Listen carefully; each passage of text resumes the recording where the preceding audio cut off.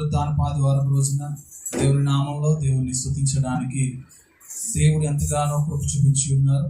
ఆయన సన్నిధిలో చేరి ఉండడానికి ఆయన అవకాశం ఇచ్చి ఉన్నారు. అందుని బట్టి ఆయన నామాన్ని మహిమ కలుగును గాక. హల్లెలూయా.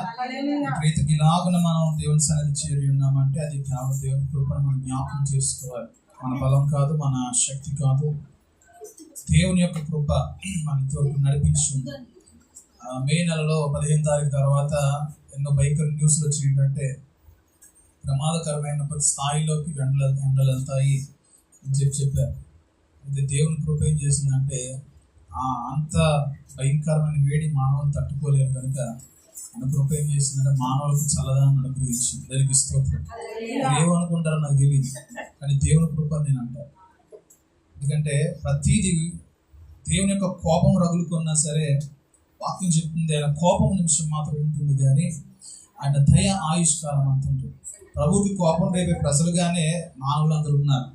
ఆయన కోపం వస్తే ఏమవుతుందంటే ప్రకృతి మారుతాయి. దేవుని కోపం వస్తే ఏం మారుతాయి? బైబిల్ గ్రంథంలో మీరు ఎక్కడ చూసినా సరే దేవుని కోపం వచ్చిన ప్రతిసారి కూడా ప్రకృతి, ఎందుకంటే మనిషి ఎక్కడ నలగొట్టబడడు, కానీ ప్రకృతిలో మార్పు వస్తే నలగొట్టబడతాడు. అయితే దేవుని కృప ఏంటంటే మానవులు కొంచెం బాధపడేటప్పటికి, కొంచెం వారు ఆ దుఃఖము కలిగేటప్పటికి అన్నది తట్టుకోలేక ఏం చేస్తారంటే తన మనసును తిప్పుకుంటాడు. దేవునికి స్తోత్రం చేద్దాం సార్. ఇలాంటి దేవుడు ఆయన మనసు తిప్పుకునే దేవుడు. ఇలాంటి వాడండి. కోపం వస్తుంది ఆయనకి, ఆయన కూడా మనసు ఉంది, ఆయన కూడా బాధించబడతాడు. అయితే ఆయన త్వరగా తన కోపాన్ని చల్లార్చుకునే దేవుడు. దేవునికి స్తోత్రం చెప్తాడు. దేవునికి స్తోత్రం కలుగును గాక. హల్లెలూయా. దేవుని వాక్కులోనికి వెళ్దాం. మీరందరూ కూడా చూడకుండా వాక్యం చెప్పగలరని చెప్పి నా విశ్వాసం, నా నిరీక్షణ. గలతీ పత్రిక 5వ అధ్యాయము 22వ వచనం చదువుతారా చెప్తారా? మీ దయ మా ప్రాంతి.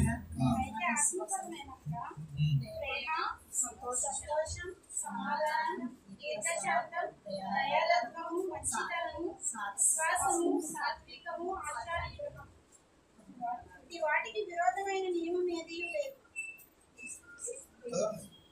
క్రీస్తు సంబంధులు శరీరంలో దాని ఇచ్చలతో దురాశలతోనూ సిలువ వేసి ఉన్నారు. దేవునికి స్తోత్రం. ప్రార్థన చేసుకుందాం. తల వంచండి. పరిశుద్ధుడా, కృపగల తండ్రి, మహోన్నతుడా, శివాధిపతి అయిన మా యేసయ్య, మీ ఘనమైన శ్రేష్టమైన నామానికి స్తోత్రాలు. ఇంతవరకు నీ సన్నిధిలో కీర్తన ద్వారా నీ నామాన్ని ఆరాధించుకుని ఉన్నాం. వచ్చిరాని స్వరలు, వచ్చిరాని ప్రభు పదములతో ఆయనని కనపరుచుకున్నాం. అయ్యా, నువ్వెంతో ఉన్నతమైన దేవుడవు. మానవుల యొక్క స్తుతి ఏమాత్రం కూడా సరిపోదు ప్రభు. అయినా కూడా తండ్రి, ఎన్నికలేని మమ్మల్ని మీరు ప్రత్యేకపరుచుకుని నీ నామాన్ని స్తుతించుటకు, అయ్యా నీ నామాన్ని కనపరచుటకు, నీ నామాన్ని ప్రచురించుటకు అయ్యా మమ్మల్ని స్థిరపరిచిన విధానం బట్టి నీకు వందనాలు. అయ్యా నీకు స్తోత్రాలు చెల్లిస్తున్నా. అయ్యా నేను కనపరిచి వారికి ఇంకో మమ్మల్ని తీర్చిదిద్దమని ప్రార్థన చేస్తున్నాను. అయ్యా మాకు సహాయం చేయండి. మానవ స్వరం మానని ఆలోచన పూర్తిగా మరుగుపరిచి ప్రభా తండ్రి దైవికమైన స్వరం చేత ఇక్కడ కూడా వచ్చిన మాకు ప్రభా ఏదైతే అవసరమైందో అటు మాటల చేత మీరు మమ్మల్ని దర్శించి బలపరిచి మాతో మాట్లాడండి. యేసునామమున ప్రార్థిస్తున్నాం తండ్రి. ఆమేన్. హల్లెలూయా. దేవునికి స్తోత్రం. హల్లెలూయా. దేవుడు సంఘానికి చాలా విషయాల్లో పత్రికల ద్వారా రాస్తూ ఉన్నారు. అయితే సంఘము ఖచ్చితంగా వీటిని పాటించాలా అని ప్రశ్న వేసుకుంటే ఖచ్చితంగా 100% కూడా అది కలిగి ఉండాలి. అయితే మనం నేర్చుకోవడానికి సమయం చాలా తక్కువ ఉంది, అయితే జీవితం మనం అనుకుంటా చాలా ఎక్కువ ఉంది అనుకుంటా ఉంటాం. క్రైస్తవ జీవితం ఎలాంటిదంటే నేర్చుకుంటూనే ఉండాలి. మాకు వచ్చు, మాకు ఇంకా చాలు అనడానికి లేదండి. క్రైస్తవ జీవితం వయసు పెరిగే కొద్దీ అనేకమైన విషయాలు బైబిల్లో ఉన్నాయి, మనం నేర్చుకోవాల్సింది, మనం సరిచేయబడవలసినవి చాలా ఉన్నాయి. దానికి స్తోత్రం కలుగును గాక. అయితే ఇక్కడ పౌలు గారు ఇక్కడ సంఘంకు రాస్తున్నటువంటి విషయాల్లో ప్రాముఖ్యమైన విషయం, కొంచెం సమయం ఎక్కువ అవ్వచ్చు, వాతావరణం చాలా ఉందని నేను అనుకుంటున్నాను. దానికి స్తోత్రం. ఏ వాతావరణం? ప్రకృతి ఇచ్చిన వాతావరణం కాదు, మీ వాతావరణం. దానికి స్తోత్రం. మీ వాతావరణం అనుకూలించకపోతే నేను ఆరాధన చేయలేకపోయి, అందుకే ఆపేసాను. నేను అరుచుకోవడం, నేను కేకలు పెట్టడం సరిపోతుంది తప్ప మీకు గొంతులేదు అట్లా. నేను మైక్ ఆపుతుంటే అప్పుడు మొదలెట్టేది. మీ వాతావరణం సరిగ్గా ఉంటే నా వాతావరణం కూడా బాగుంటుంది. దానికి స్తోత్రం చెప్తావా? పక్కనతో చెప్పండి, వాతావరణం అంత బాగుందా అండి? చెప్పండి, వాతావరణం బాగుందా? ఏమన్నా ఉప్పెన్లు, తుఫాన్లు ఏమైనా చెలరేగుతున్నాయా? మాట్లాడండి అమ్మా. ఉప్పెనలు, తుఫాన్లు అంటే చెలరేగుతున్నాయా? వాతావరణం అంతా నిమ్మలంగా ఉందా? యేసుక్రీస్తు ప్రభు వారి ధోని మీద తన శిష్యులతో వెళ్తున్నప్పుడు ఆయన అమరం వైపు ఆనుకుని ఉన్నప్పుడు ఏమైంది? సముద్రంలో అలలు వచ్చింది, గాలి చెలరేగుతుంది. వాళ్ళు ప్రశాంతంగా ఉన్నారా? ఎలా ఉన్నారు? ఏమండి, యేసు ప్రభు అక్కడే ఉన్నాడు కానీ సముద్రము అలల చేత కొట్టబడుతుంది, గాలి చేత వేచబడుతుంది. వాళ్ళందరూ అనుకుంటారు మేము నశించిపోతున్నాం ప్రభు, చింత లేదంట. నేను లేచి ఒక మాట ఏమన్నాడంటే, గాలిని నిమ్మలం కమ్ము అన్నాడు. ఏమన్నాడు? పక్కన ఉంది చెప్పండి, నిమ్మలం అయిపో. చెప్పండి. ఇది యేసుప్రభు కాదు, యేసుప్రభు పిల్లలు కాబట్టి మీకు చెప్తే ఆగచ్చు ఒక్కోసారి. అవునండి, గడిచిన 4-5 రోజుల క్రితం భయంకరమైన వేడి ఉంది. ఒక మాస్టర్ గారిని తీసుకోవడానికి వెళ్ళినప్పుడు ఒక సూచన కోసం అడిగారు, సాయంత్రం వర్షం పడిందంటే నీకు పని అయిపోతాను. అప్పుడు దాకా భయంకరమైన ఎండ, నేను లోపల కూర్చొని బయటకు వచ్చినట్టుకి గాలితో చెట్లు ఎగిరిపోయినాయి అండి. అంటే దేవుడు ఖచ్చితంగా మన మాట వినేవాడు. ఆయన దానికి స్తోత్రం కలుగును. హల్లెలూయా. కనుక మనము మన వాతావరణము లేదా మనం నెమ్మలంగా ఉంటే దేవుని మాట చక్కగా ప్రశాంతంగా మన జీవితంలోకి రాగలుగుతుంది. దేవుని వాక్యం మనం చేర్చుకోగలుగుతాం. దేవుని వాక్యం మనం ఎప్పుడైతే చేర్చుకోగలుగుతామో దేవుని వాక్య ప్రకారంగా మన విశ్వాసపు జీవితాన్ని, మన విశ్వాసపు నావను మనం నడిపించగలుగుతాం. దేవునికి స్తోత్రం కలుగునుగా. హల్లెలూయా. గాలిని గద్దించండి ఒకసారి. యేసు నామములో గాలి ఆగిపో. ఈ గాలి కాదండి, వేరే గాలి. మనల్ని బాధ పెట్టే గాలి ఉంటాయి కదా, ఈ గాలి ఉన్నాయి లేదా? మన ఆనందపరిచే గాలి ఉంది. అంటే కొన్నిసార్లు ఒకే పదానికి 2 అర్థాలు వస్తూ ఉంటాయి. అవునా కదండి? అన్నీ కాదు, కొన్ని పదాలు 2 అర్థాలు వస్తూ ఉంటాయి. మనం ఇప్పుడు గద్దించాల్సింది ఏ గాలిని? ఏ గాలో మనకే తెలియదు, మనమే గాలి రకాలుగా తయారవుతుంది. దేనికి స్తోత్రం కలుగునుగా. హల్లెలూయా. మనిషిది ఇక్కడ రాస్తున్నాడు, ఆత్మఫలము. ఏం చెప్తున్నాడు? ఫలమా ఫలాల? ఇప్పుడు ఈ ఫలం ఎవరు? పక్కన వాళ్ళు చెప్పండి. నువ్వే చెప్పండి. నేను కాదు చెప్పండి. పక్కన నుంచి చూపించి నువ్వే ఆ ఫలము, నేను కాదని చెప్పండి. చెప్పరే అమ్మా, అంతే అంటారా?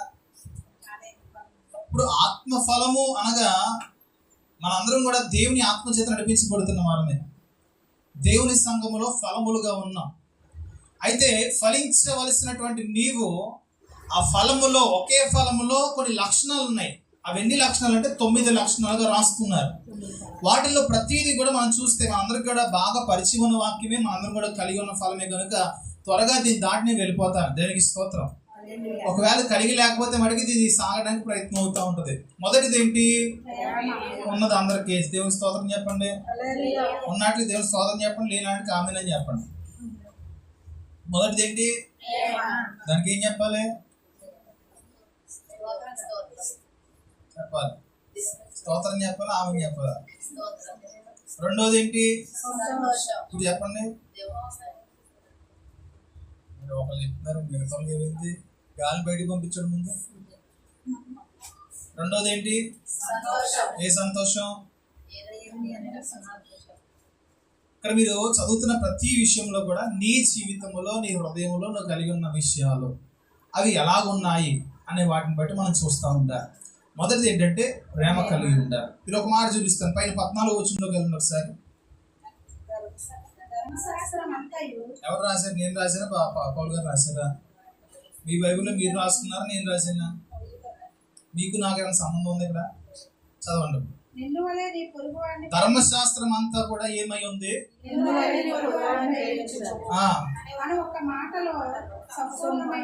ఏముంది?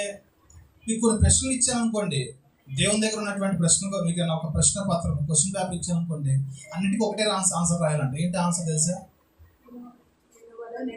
100 మార్క్స్ క్వశ్చన్ పేపర్, 1 లైన్ ఇస్తాం కదా, సింగిల్ వర్డ్ ఏదో ఇస్తాం చూసారా? అలా మీకు క్వశ్చన్ పేపర్ ఇస్తే ఒక ఆన్సర్ రాయొచ్చు. ఏంటి? సంపూర్ణమై ఉందండి. ధర్మశాస్త్రం అంతా ఎక్కడ సంపూర్ణమై ఉంది? యేసుక్రీస్తు ప్రభువారి దగ్గరకు వచ్చి ప్రధానమైన ఆజ్ఞ గురించి శిష్యుడు అడుగుతున్నాడు. ఇక్కడ అడుగుతున్నప్పుడు కూడా ఆయన ఒకటే మాట, మొదటిది ఏంటంటే దేవుని ప్రేమించాలి. మొదటి స్థానం ఎవరికి ఇవ్వాలి? దేవునికి ఇవ్వాలి. రెండోది దాని వంటిదే ఏమిటంటే నిన్ను వలె నీ పొరుగు వారిని ప్రేమించు. ఈ రెండు కూడా దేనికి సూచన కనబడుతుంది అంటే ధర్మశాస్త్రములో సంపూర్ణంగా నెరవేర్చినటువంటి సూచనకు కనబడుతూ ఉందని చెప్పి లేఖనాలు కనబడుతున్నాయి. ఈ మొదటి ఆత్మ ఫలములో మొదటి మాట ఏంటంటే ప్రేమ. మొదటి లక్షణం ఏంటి? ప్రేమ కలిగి ఉండకు ప్రయాసపడండి అని వాక్యం చెప్తుంది. ఏం పడాలంట? దేనికి ప్రయాస? ప్రయాస అంటే ఏంటి తెలుసండి? ఎక్కలేని కొండ ఎక్కడం ప్రయాస, నడవలేని దూరం నడవడం ప్రయాస, ఎండలో నడవడం ప్రయాస, ఏదిలేని ఈత కొట్టడం ప్రయాస, చెయ్యలేని పని చేయడం ప్రయాస, మనకు రాని దాన్ని మనం ప్రయత్నం చేయడం. మరి ప్రేమ కలిగి ఉండడానికి ఏం బాగున్నాడు? మరి చాలా సింపుల్ గా స్తోత్రం చెప్పారండి ఎందాడు మీరు. వాక్యం చెప్పింది ప్రయాసపడమంటుంది. మీరు ఎంత ప్రయాసపడి ఆ ఫలాన్ని కలిగి ఉన్నారు? ప్రేమ కలిగి ఉండడానికి ఖచ్చితంగా ప్రయాసపడాలంటాడు. దేనికి స్తోత్రం కలుగుతుంది. ఏం పడాలంట? ప్రయాసపడకుండా దొరికిందా నిజంగా? మనం ప్రయాసపడకుండా వచ్చిందా నిజంగా? అసలు ఎంతవరకు ప్రయాసపడ్డా దాని విషయంలో ప్రశ్నించుకుంటూ వెళ్ళాలి. నేను అనుకో చాలా వరకు నేను ఓకే, నేను బాగానే ఉన్నా. ఏం చెప్తాను? నేను బాగానే ఉన్నా, నేను సరిపోద్ది అని చెప్పుకోవచ్చు మనం. కానీ ఈ క్వశ్చన్ పేపర్ కరెక్షన్ చేసాను ఒక ఆయన ఉన్నాడు. ఆయన దగ్గర మనం ఏం చేయాలి సార్? పాస్ అవ్వాలి. వాక్యం అంతా కూడా నిన్ను పరిశోధించేది. వాక్యం అంతా కూడా నువ్వు ఏమై ఉన్నావో నీకు చూపించేది. నువ్వు తెలుసుకోకపోయినా సరే దేవుడు అక్కడ తెలుసుకుంటాడు. అయితే దేవుడు మనకి ఇచ్చినటువంటి అవకాశములో ప్రతీది కూడా నిన్ను పరలోక రాజ్యానికి చేర్చేది కానీ ప్రభు మాట్లాడుతూ ఉంటాడు. దానికి స్తోత్రం. నిన్ను కొట్టినా, తిట్టినా, నిన్ను దండించినా, నిన్ను గద్దించినా, దీని అంతం ఏంటంటే నువ్వు పరలోక రాజ్యానికి వెళ్ళాలి. ఇష్టమైనడు ఏం చేస్తాడు? ఎవరన్నా మీ పిల్లలు సిగరెట్ కాలుతున్నారు అనుకోండి, మీ పిల్లలంటే మీకు ప్రేమ, ఏం చెప్తారు? కాదు. అసలు నీ కొడుకు మీద నీకు కోపమే లేదు, అసలు నీ కొడుకు కొట్టమే నీకు ఇష్టం లేదు. చిన్నప్పటి నుంచి కనీసం ఒక మాట కూడా నువ్వు అనలేదు. ఎందుకంటే మీ నాన్న పోలికో మీ తాత పోలికలో పుట్టాడు, పేరు కూడా అదే పెట్టేసుకున్నాం. కనీసం ఒరే అని పిల్లడం నీకు తెలియదు ఇప్పుడు దాకా. ఆడు సిగరెట్ కాల్చుడు ఏమంటావు? సారీ ఆయన ఆడంటే కోపం వస్తుంది కదండి. మరి ఆయన గారు సిగరెట్ కాలితే ఏమంటావు? ఆయన అచ్చం మీ తాతలాగే తిప్పుతున్నావు, మీ తాత కూడా నీ ముందు పనిచేయడు అంటావా? ఏమంటావు? ఏమండి? మీకు ఒకవేళ ఆ నోట్లో బయట లాగి పడేసి తప్ప కొట్టేస్తావు అలవాటు కాబట్టి, ఆడప్పుడు నీకు నా మీద ప్రేమ లేదు ఇంట్లోంచి పోదని అంటాడా? ఒకవేళ అంటే నువ్వు ఏమంటావు? పోరా అంటావా? అంటే నీకు ప్రేమ లేదనే అర్థం. మరి ఏంటి అంటాను? ప్రేమ కొన్నిసార్లు బాధను కలిగిస్తూ ఉంటుంది. ఏం చేస్తుంది? అయితే వాకింగ్ చెప్తుంది ఆ బాధ మంచిది. అలాగని చెప్పి అందరిని బాధ పెట్టుకుంటే ఇది ప్రేమ అని చెప్పండి నేను చెప్పట్లా. వాక్యము మనల్ని బాధ పెడుతుంది, ఖచ్చితంగా బాధ పెడుతుంది. వాక్యం కొన్నిసార్లు నేను ఓదార్పిస్తుంది, వాక్యం కొన్నిసార్లు నేను ఆదరిస్తుంది, వాక్యం కొన్నిసార్లు నువ్వు నలిగిపోతున్నప్పుడు నీతో మాట్లాడి నీకు తెప్పరిలా చేస్తుంది.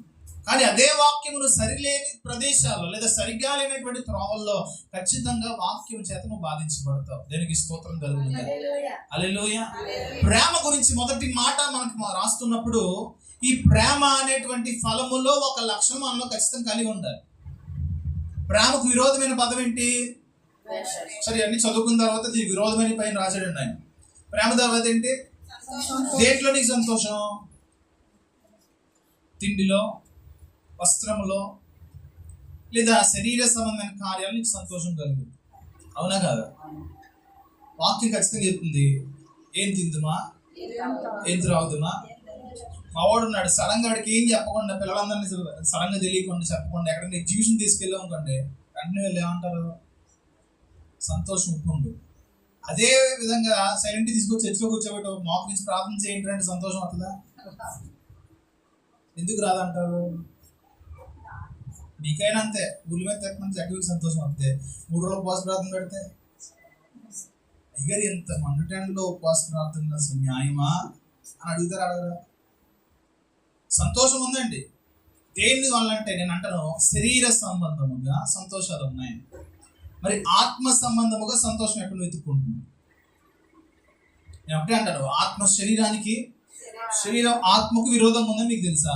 తెలియదా అని అడుగుతున్నాడు.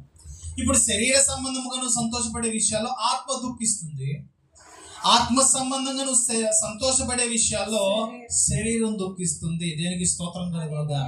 మీరు ఇది చెప్పుకోండి, ఆలోచించేయండి. శరీర సంబంధంగా నీకు దుఃఖం కలిగిన ప్రతిసారి ఆత్మ సంతోషించే మార్గంలో వెళ్తుందని గుర్తుపెరగాలి. దేనికి స్తోత్రం కలుగుగా. ఈ రెండు నువ్వు ఎప్పుడైతే పొంతన చేసుకోగలుగుతావు నీకు అర్థమవుతుంది. అంటాను ప్రేమ సంతోషం అనేది శరీర సంబంధం కాదు, ఇది ఆత్మ సంబంధం.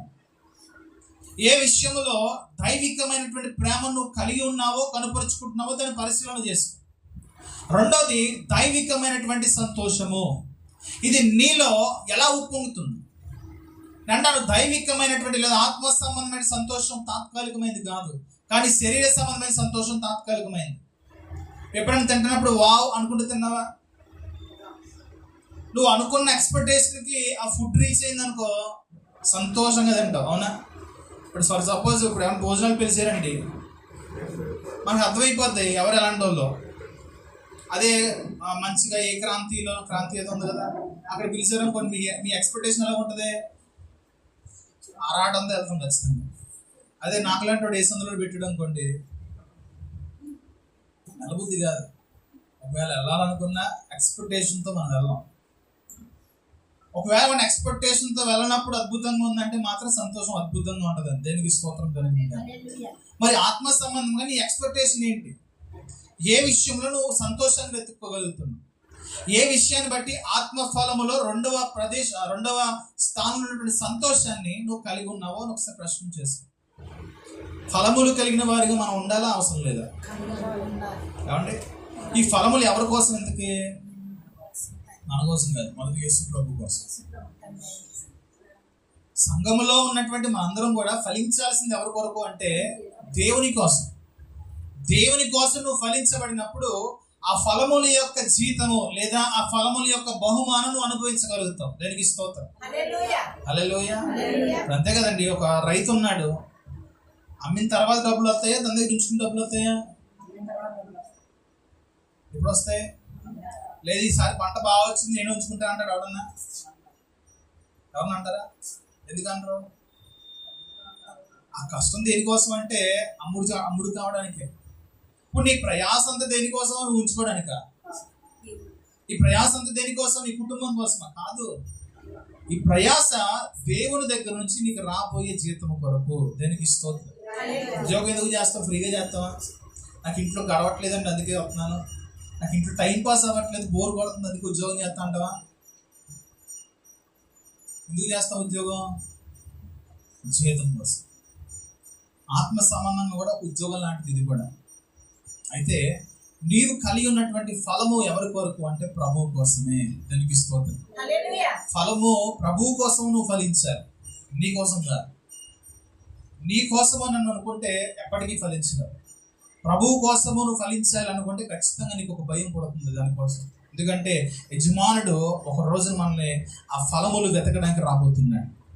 యజమానుడు నీకున్నటువంటి ఆ దేవుని కోసం తృష్ణను పరీక్షించబోతూ ఉన్నాడు. దానికి స్తోత్రం కలుగునుగా. హల్లెలూయా. తర్వాత మాట ఏంటి? ఏ సమాధానం? ప్రశ్నకు ప్రశ్న వేసేదా? ఏ ప్రశ్న వేసా చెప్తా సమాధానం అనేదా? మరి ఈ సమాధానం అంటే దాని ఒక మాట అన్నాం కదా, ఒకే పదానికి రెండు అర్థాలు. పిల్లలకి ఏమన్నా ఒక మాట అడిగా అనుకోండి, తిరిగి మాట అంటున్నారు అనుకోండి, ఏమంటాం? ఏంట్రా పెద్ద చిన్న లేకుండా సమాధానం చెప్తున్నావు? మరలా ప్రశ్న అడుగుతాం, ఎరా సమాధానం చెప్పట్లేదు? రెండో ఒకటేనా? ఒకటే పదం కనబడుతుంది, ఏంటంటే సమాధానం. ఆత్మ సంబంధముగా సమాధానం అనేటువంటి పదానికి అర్థం ఏంటంటే యేసుక్రీస్తు ప్రభు వారు ఈ విషయం గురించి మాట్లాడుతూ సమాధానపరిచేవారు ధన్యులు ఏమవుతారంటే, సో రివర్సల్ చెప్తాం. దేవుని కుమారులు ఎలా ఉంటారు? సమాధానంగా ఉంటారు. చెప్పండి, దేవుని కుమారులు ఎలా ఉంటారు? సమాధానంగా ఉంటారు, సమాధానం పరుస్తారు. చెప్పండి, అందరు పక్కన ఉంది మాట చెప్పండి. మళ్ళీ రెండోసారి చెప్పండి, మళ్ళీ చెప్పండి.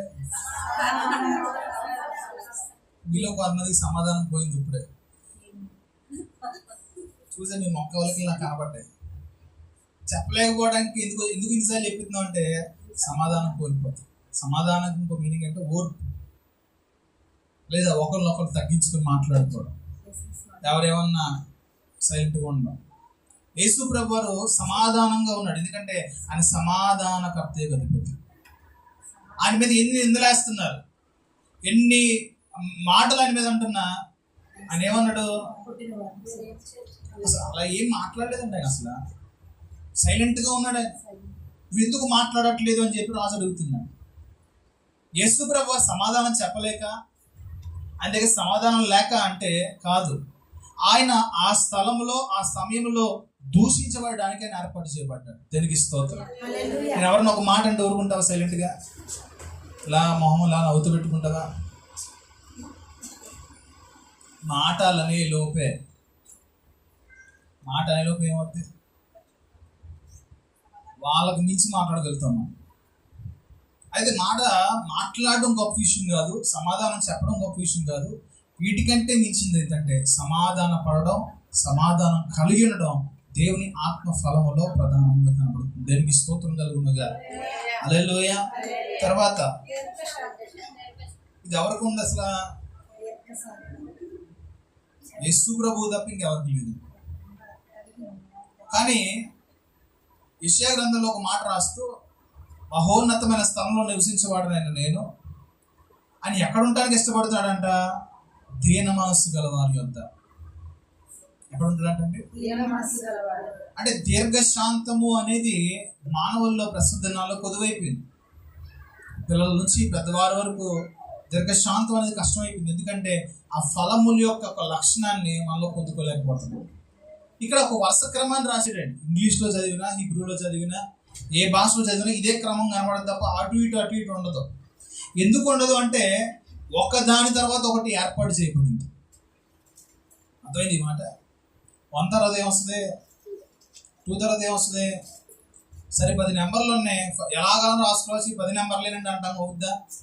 దాని హౌసింగ్ నెంబర్లో 90 నెంబర్లు ఎలా తీసుకోవడానికి అవదు కదా. ఒక క్రమాన్ని దేవుని లేఖనాల్లో దేవుడు రాశాడు. మొదటిది ప్రేమ, స్టార్టింగ్ అదే. నువ్వు స్టార్టింగే ప్రయాసపడే మాట వస్తుందా? సింపుల్ అనుకుంటాం మనం, చాలా సులువు అనుకుంటాం, కానీ దానికి మించిన కష్టం లేదండి. చాలా సులువైందిగా 2 అక్షరాలుగా కనబడద్ది. చిన్నప్పటి నుంచి విని విని విని పాడి పాడి దేవుడి దగ్గర కాదు, బయట కాబట్టి చెప్పి చెప్పి చెప్పి చెప్పి రాసి రాసి రాసి రాసి ఇది చాలా సులువు అనుకున్నాం, కానీ అది కాదు. ఈ ప్రేమ ప్రయాసతో కూడింది. ఇది దేనికి స్తోత్రం. నువ్వు మొదటి పనిలో ప్రయాస పడుతూ ఉన్నప్పుడు మిగతా లక్షణాలు ఒకటొకటిగా నీలో రావడం ప్రారంభిస్తాయి. దానికి స్తోత్రం చెప్తాను. హల్లెలూయా. కొన్నిసార్లు చూడండి, చేపలు పట్టే వాళ్ళు ఎప్పుడైనా చూసారనుకోండి, చేతితో పట్టినప్పుడు ఒకటి పట్టుకుని ఇంకోటి పట్టేలోకి వెళ్ళిపోతుంది, తెలుసా? ఎప్పుడైనా చూసారా? మీరు పట్టేవాళ్ళు కాదు, చేపని బతుకున్న చేపను చూడగా మీకు ముందు చీ అంటారు. అది కూర వండాక మాత్రం అబ్బా అంటారు, కానీ దానికి కోడినన్నా సరే బతుకొండగా కోడిని ముట్టుకుంటారండి మీరు. మొగలు ముట్టేసుకున్న తప్పుడు మనం కోసి మొత్తం పేరు కోసేసి రక్తం కూడా తాగుతుంది, ముట్టుకుంటారా ఆడవాళ్ళు? అదే ఫ్రై చేసి అమ్మితే, అదే KFC అయితే ఇంకా దాన్ని మించిన ప్రేమ ఎక్కడ దొరకదు. ఇంకా దేనికి స్తోత్రం కలిగి మనం ప్రేమ కలిగి ఉండటంలో ప్రయాస పడుతున్నప్పుడు మనం ప్రతిరోజు గుర్తుపెట్టుకోవాలి ఈ మాట. మనం ఏంటంటే ఆదివారం ఒక రోజున వాక్య సంబంధంగా గుర్తుపెట్టుకుని మిగతా 6 రోజులు కూడా పనుల భారంతో లోపలికి వెళ్ళిపోతున్నాం. మరి ఈ వాక్యం ఎక్కడ పడుతుంది? ముళ్ళ పొదలో కాదంటారా? రాతి నెలలో పడింది కాదంటారా? ఎక్కడ పడుతున్నాయి మాటలు?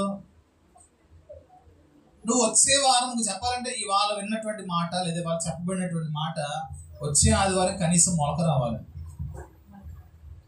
దగ్గరగా మే నెల అయిపోయింది, ఇంచుమించు ఇంచుమించు 25 లేకపోతే ఒక 20 ఆదివారాలు దాటేస్తాం. 20 ఆదివారాల్లో వెత్తబడినటువంటి మాటలు లేదా మధ్య మధ్యలో అనేక ప్రాంతాల్లో వెత్తబడిన మాటలో కనీసం మొలకొచ్చాయా?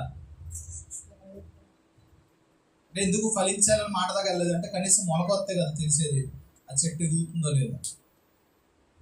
నీకు పడినటువంటి విత్తనము నీలో దానికి విరోధంగా ఉన్నది మొదటగా చచ్చి, లేదా అది అక్కడి నుంచి పెరిగివేయబడి ఆ స్థలములో లేదా ఆ స్థానంలో దేవుని వాక్యము మొలకెత్తడం ప్రారంభించాలి. దానికి స్తోత్రం.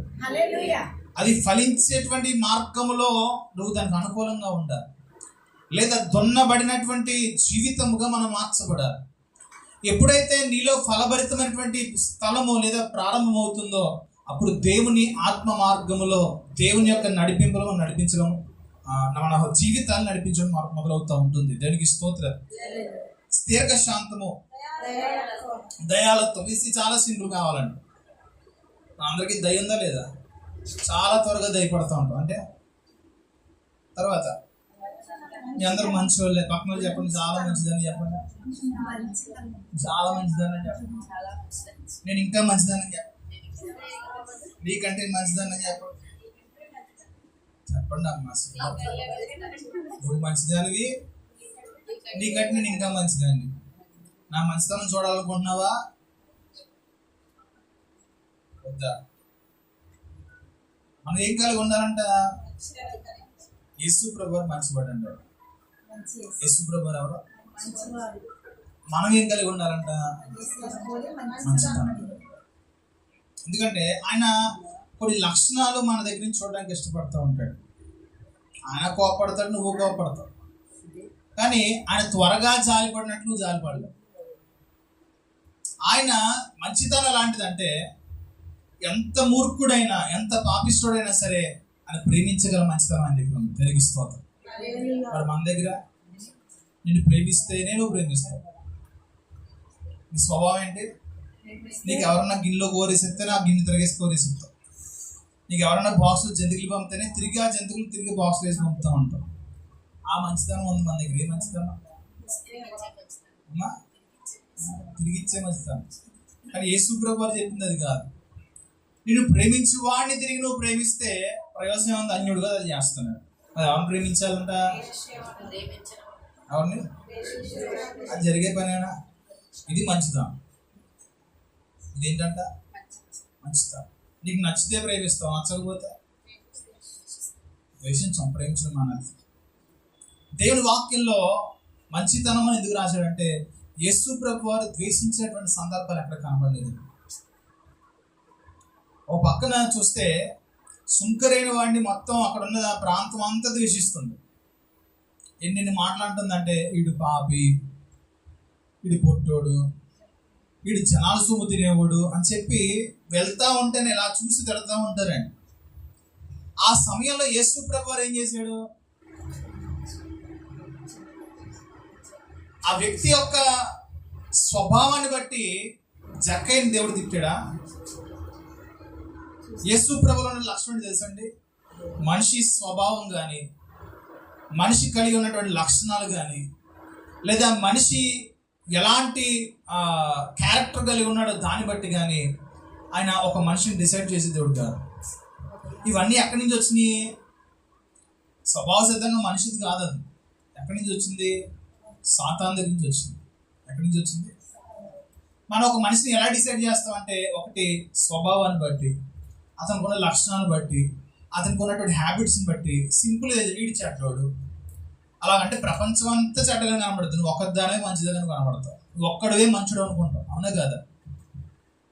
మన హృదయం ఎలా అయిపోద్ది? మనిషిలో తప్పుడు లేదా ఆ బ్యాడ్ సంబంధించిన విషయాలు లేకుండా ఉంటాయి. ఎవరి దగ్గర ఉన్నా వాక్యమే చెప్తుందండి, నీతి మంతుడు లేడు, ఒక్కడు లేడు, అందరూ పాపం చేసి త్రోవ తప్పి. మరి ఈ విషయంలో మనుషులందరూ తప్పిపోయిన వాక్యమే చెప్తుంది కదా. అయితే వారందరికీ కూడా దేవుడు కృపణిస్తున్నాడు. దేవుడు మనిషిని ప్రేమిస్తున్నాడు తప్ప మనుషుల్లో ఉన్నటువంటి స్వభావాన్ని కాదు. మనం ఏం చేస్తామంటే మనుషులు ఉన్న స్వభావాన్ని చూస్తాం, మనిషిని చూడం. వాక్యం చెప్తుంది అందుకే నిన్ను వల్ల నీ పొరుగు వారిని అన్నాడా, లేదా నిన్ను వల్ల నీ పొరుగు వారిని స్వభావాన్ని ప్రేమించమన్నాడా? ఏమండి? మనం ఏం చేస్తాం? ఎవరు లేదా? సపోజ్ ప్రణతి ఉంది. ప్రణతి ఎప్పుడు చూసిన ముద్దులో కూర్చుంటుంటుంది కథల్లో. నేను కానీ ఇంట్లో ఎవరన్నా సరే ఒక మాట చెప్తాం, ఏమని తిడతాం? ఏం తిడతాం? నీకు పెట్టిన పేరేంటి? దొన్నపోతా అంటాం. ఎందుకు? చెప్పిన 10 సార్లకి మేడం గారు లెగిసి లెగడానికి కూడా టైం పడుతుంది. గట్టిగా దగ్గరికి వచ్చే దొన్నపోతా లెగవే అంటే అప్పుడు లెగుతుంది ఆవిడ. దీన్ని బట్టి ప్రణతిని ద్వేషించాలా ప్రేమించాలా? ఈడున్నాడు, వీడి గురించి చెప్పాల్సిన అవసరం లేదు, చెప్పాల్సిన అవసరం. మరి మనందరూ, నాలో కూడా ఉన్నాయి బ్యాడ్ హ్యాబిట్స్, మీలో కూడా నేను చెడు లక్షణాలు. మరి మన మనుషులో ఏం చూస్తున్నాం ఏమండి? ఫర్ సపోజ్ మీకు ఎప్పుడన్నా సరే ఒక పేపర్ ఇచ్చేసి మీకు ఒక్కొక్కరు ఉన్న వాళ్ళందరిలో ఎవరి దగ్గర ఏం నచ్చలేదు చెప్పండి అనుకోండి, ఖచ్చితంగా రాస్తారు రాయరా? రాస్తారు రాయరా? చెప్పండి అమ్మా. ఒక్కళ్ళన్నా వదులుతారా? ఒక్కళ్ళని వదులుతారా? ఆఖరి గుడ్డగడ్డానికి కూడా వదలరు మీరు. ఇదే పరిస్థితి ఎక్కడ జరిగింది తెలుసా? వ్యభిచారంలో పట్టబడిన స్థితి జరిగింది. మనుషులు అందరిలో చాలా విధాల పాపాలు ఉన్నాయి, వ్యభిచారం లేకపోయి ఉండొచ్చేమో. అయితే పాపాత్రులైన స్త్రీని పట్టుకున్నారంటే మరి ఒకళ్ళే చేసుకుంటారు వ్యభిచారం, ఒకరితో జరుగుతుంది వ్యభిచారం. ఎవరెవరు ఉండాలి? ఇద్దరు ఉండాలి కదా. మరి ఎవరు తీసుకొచ్చారు? తీసుకొచ్చి పడేసి ఆయన పాదాల ముందు పడేసి ఆయనను శోధించడానికి. ఎంత జరిగిన విషయం ఏంటంటే ఆయన శోధించడానికి, ఇదిగో ఈయన ఏం చెప్తాడో చూద్దాం. బోధకుడా, మోసే ధర్మశాస్త్ర ప్రకారంగా వ్యభిచారంలో ఎవరైనా పట్టబడితే వాళ్ళు రాళ్లతో కొట్టమని చెప్పమని ఉంది. ఇప్పుడు నువ్వేమంటావు? మోసే ధర్మశాస్త్రం ఏమన్నా కొట్టివేస్తే పాపం అండి. తెలిసి మాట, ధర్మశాస్త్రాన్ని మీరినా ధర్మశాస్త్రాన్ని కొట్టివేసినా వాడు పాపి. మరి యేసు ప్రభువు వారు చెప్తున్నటువంటి బోధల్లో మీరు చూడగలిగితే అక్కడ ఏం జరుగుతుంది? కొట్టేశారా? కొట్టమన్నాడు ఆయన. ఏమన్నాడు యేసు ప్రభు వారు? మీలో అదే పేపర్ మీద లిస్ట్ రాసినప్పుడు మీ పేరు కూడా రాసుకుంటే ఏం రాస్తారు? ఐఎమ్ వెరీ గుడ్ ఏం రాస్తారు? ఇప్పుడు మీలో ఉన్న బీభత్సమైన పాపం రాస్తారా? అట్టడుగులో ఏమీ లేని పాపం రాస్తారా? నాకు తెలిసినంత వరకు ఏం రాదు తెలిసి చెప్పిన మా అయితే నాకు కోపం ఎక్కువ అంత గురించి ఏమన్నా ఇప్పుడు చెప్పిన రాయడంలో అబద్ధం ఆడేసా అదే భయంకరం పాపం. వాకింగ్ చెప్తుంది నిన్ను నువ్వు తీర్పు తీర్చుకోవాలి. ఏం చేయాలంట? మాట్లాడండి. ఏం చేయాలంట? అది తప్ప అంతా చేస్తాం. నిన్ను నువ్వు తీర్పు తీర్చుకోగలిగితే ఆయన దగ్గర ఉన్నటువంటి తీర్పుల నుంచి మనం తప్పించబడతాం. దేవునికి స్తోత్రం. ఎక్కడ? దేవుని దగ్గర తీర్పు ఉందండి, అది ఏ మానవుడు కూడా తప్పించుకోడు. కానీ కృప ఏంటో తెలుసా? ఇక్కడే నిన్ను సరి చేసుకోవాలి. ఇక్కడే నీలో ఉన్నటువంటి పొరపాట్ల చేత వాటన్నిటి నుంచి నువ్వు విడిపించబడాలి. దేవునికి స్తోత్రం. హల్లెలూయా. మంచితనము, తర్వాత విశ్వాసము. తెలిసింది అందరికీ. మనందరం విశ్వాసంగా కనబడుతున్నటువంటి అవిశ్వాసం. ఎలా కనబడుతున్నాం? ఎలా అంటారు?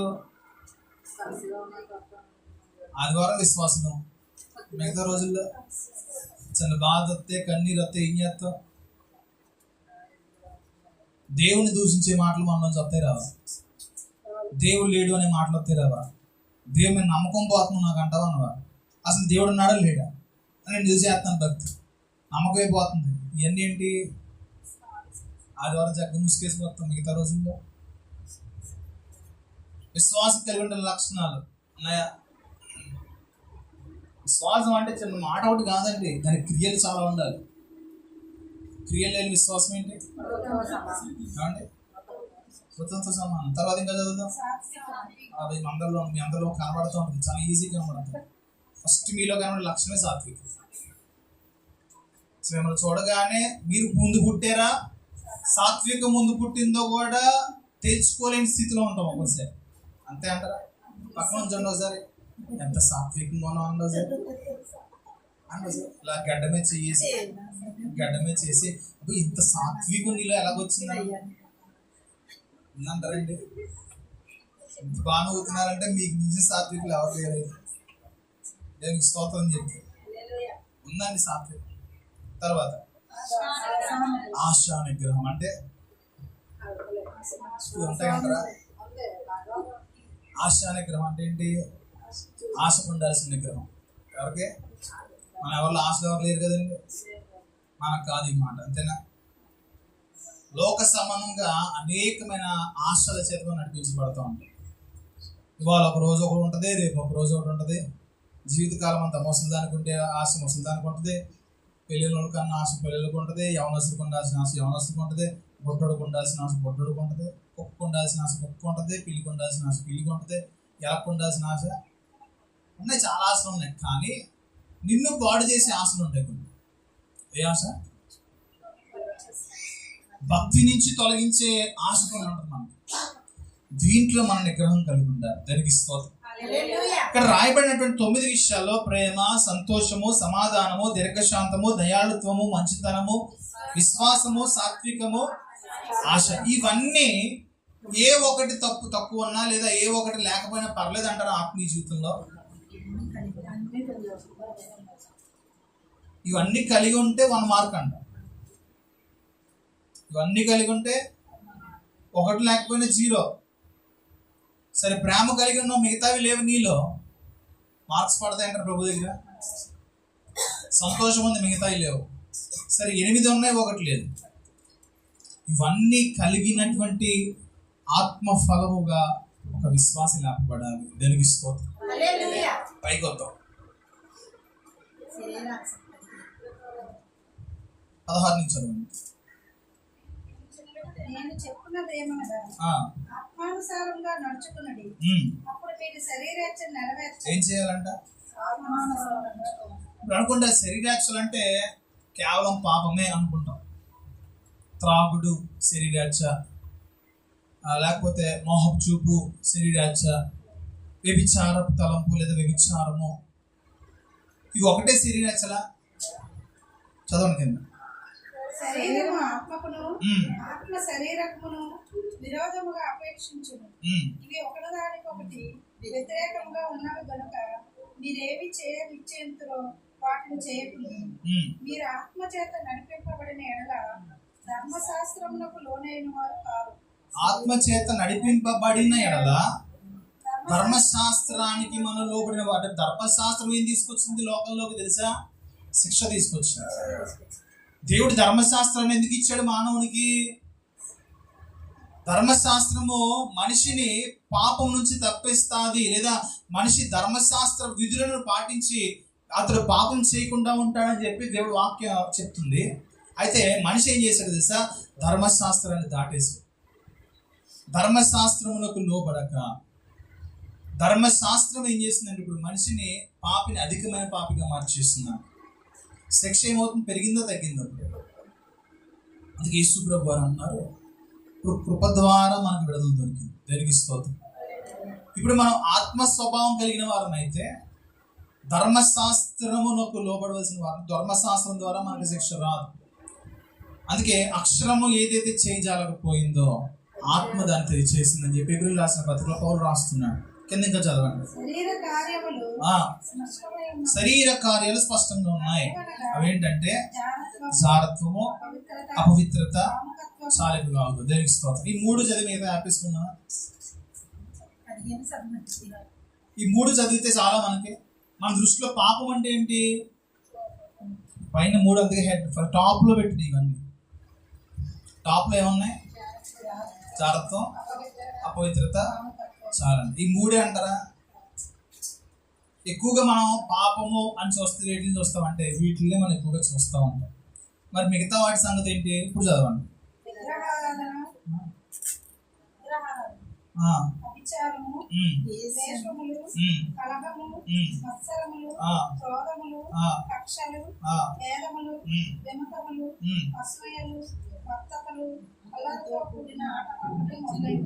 వీటిని గురించి నేను మునుపు చెప్పిన ప్రకారం ఇటు వాటి నుంచి వారు దేవుని రాజ్యాన్ని స్వతంత్రించుకోరని మీతో స్పష్టంగా చెప్తున్నారు. ఇవి వీటిలో ఇప్పుడు చదివిన విషయాల్లో ఏ ఒక్కటి మనం కలిగి ఉన్నా మనకు టాప్ 5లో ఉన్న వాళ్ళు ఉన్నారు కదండి, మాకు అవసరం లేదండి అని అనుకోవద్దు. ఇప్పుడు అందుకే అంతమంది ఒక స్త్రీని దోషిగా నిలబడినప్పుడు ఒకటే మాట్లాడు, మీలో పాపం లేనివాడు మనకు రాయండి. ఏమంటున్నాడు? ఇప్పుడు దీంట్లో మొత్తం అన్నింటినీ పాస్ అయిన చేతులు ఎత్తండి. అన్నీ నేను పాస్ అయిపోయానండి అన్న చేతులు ఎత్తి స్తోత్రం చెప్పండి. ఎవరన్నా ఉన్నారు? ఎవరైనా అన్నీ పాస్ అయిపోయామండి, అసలు పైన అట్లన్నీ మాకు చాలా చాలా ఈజీ. మళ్ళీ ఎగ్జామ్ పెడితే మళ్ళీ పాస్ అవుతాం. ఇవాళ పెట్టినా రేపు పెట్టినా ఎప్పుడు పెట్టినా పాస్ అయిపోతూ ఉంటాం. దీని అర్థం ఏంటి? మనలో ఆత్మఫలము లేదు, పైన వాటిలో ఒకటన్నా ఉంది. అంతేనా కదా? ఆత్మఫలములో ఒక్కటి కూడా తప్పిపోకుండా అన్నీ ఉండాలి. పైన రాయబడిన శరీర కార్యాల్లో ఒక్కటి కూడా ఉండకుండా అన్నీ లేకుండా పోవాలి. అందులో ఒకటి ఉండి ఇందులో మొత్తం ఉన్నా కూడా ప్రయోజనం లేదు. అందులో మొత్తం ఉండి ఇందులో ఒకటి ఉన్న ప్రయోజనం లేదు. అందులో ఒకటి ఇందులో పెట్టుకున్న ప్రయోజనం లేదు. మరి ఈ విషయంలో చూస్తే ఎంత ప్రయాసపడాలి ప్రయత్నం ఆలోచించి. విశ్వాస జీవితంలో నీ గురించి మొదటిగా నువ్వు ఆలోచించుకోవడానికి ఎంత టైం పడుతుంది? నీ గురించి నువ్వు ప్రయాసపడడానికి ఎంత టైం పడుతుంది? ఫర్ సపోజ్ డాలీకి ప్రణతికి ఇద్దరికి ఎగ్జామ్స్ ఉన్నాయండి. డాలీ ఏ క్లాస్ ఇప్పుడు? లాస్ట్ ఇయర్ అయితే 8th క్లాస్. కొంచెం సపోజ్ 8th అనుకుందాం, ప్రణతి ఏమో 7th అనుకుందాం. ఆల్రెడీ ముందు చదివేసింది కాబట్టి ఆమెకి ముందు తరగతిలో ఉన్న పరీక్షలు రాయడం లేదా చెప్పడం చదివించడం ఈజీ అవుతుంది. అవుతా? ఇప్పుడు ఆమెకున్న పరీక్షలు మానేసి ఈమెకున్న పరీక్షల కోసం ఎక్కువగా ఆలోచించి చెప్తా ఉండి ఇలా చదువు ఇలా రాయి అని చెప్పింది అనుకోండి, ఏంటి పరిస్థితి? చెప్పింది అర్థమేమో తెలుసు, అవతరం చెప్పాలి. ఎవరికి అర్థం కాదు. అర్థమయ్యేలా చెప్పడం ప్రార్థించండి. కొంచెం మా కోసం ప్రార్థించండి. ప్రభావ ప్రతి ఒక్కరికి అర్థమయ్యేలా చెప్పేలా ప్రార్థించండి. అర్థమైందో అర్థం కాలేదు? ఏం అర్థమైంది?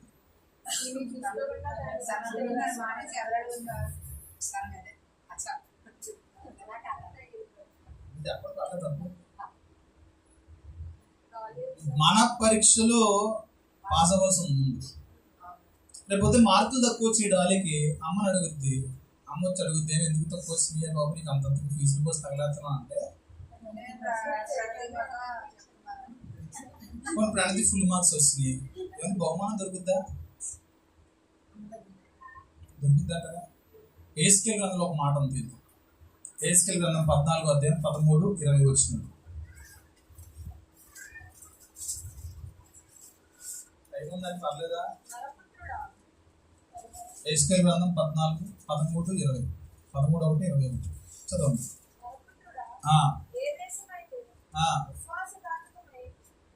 గట్టి చదవా.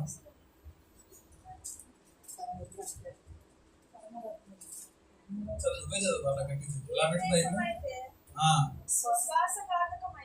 ఏ దేశమైతే విశ్వాసఘాతకమై నా దృష్టికి పాపం చేసిందో దానికి నేను విరోధినై ప్రాణాధారమగు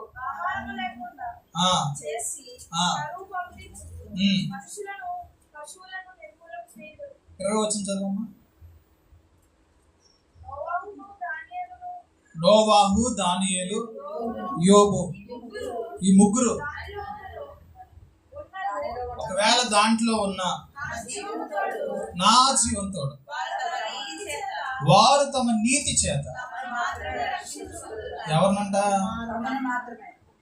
ఎవరి గురించి మాట్లాడుతూ తెలుసా? పేర్లు చెప్పండి ఒకసారి.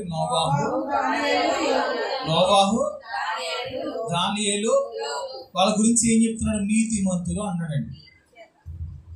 నోవాహు, దానియేలు, యోబు వీళ్ళు ముగ్గురు ఎవరంట?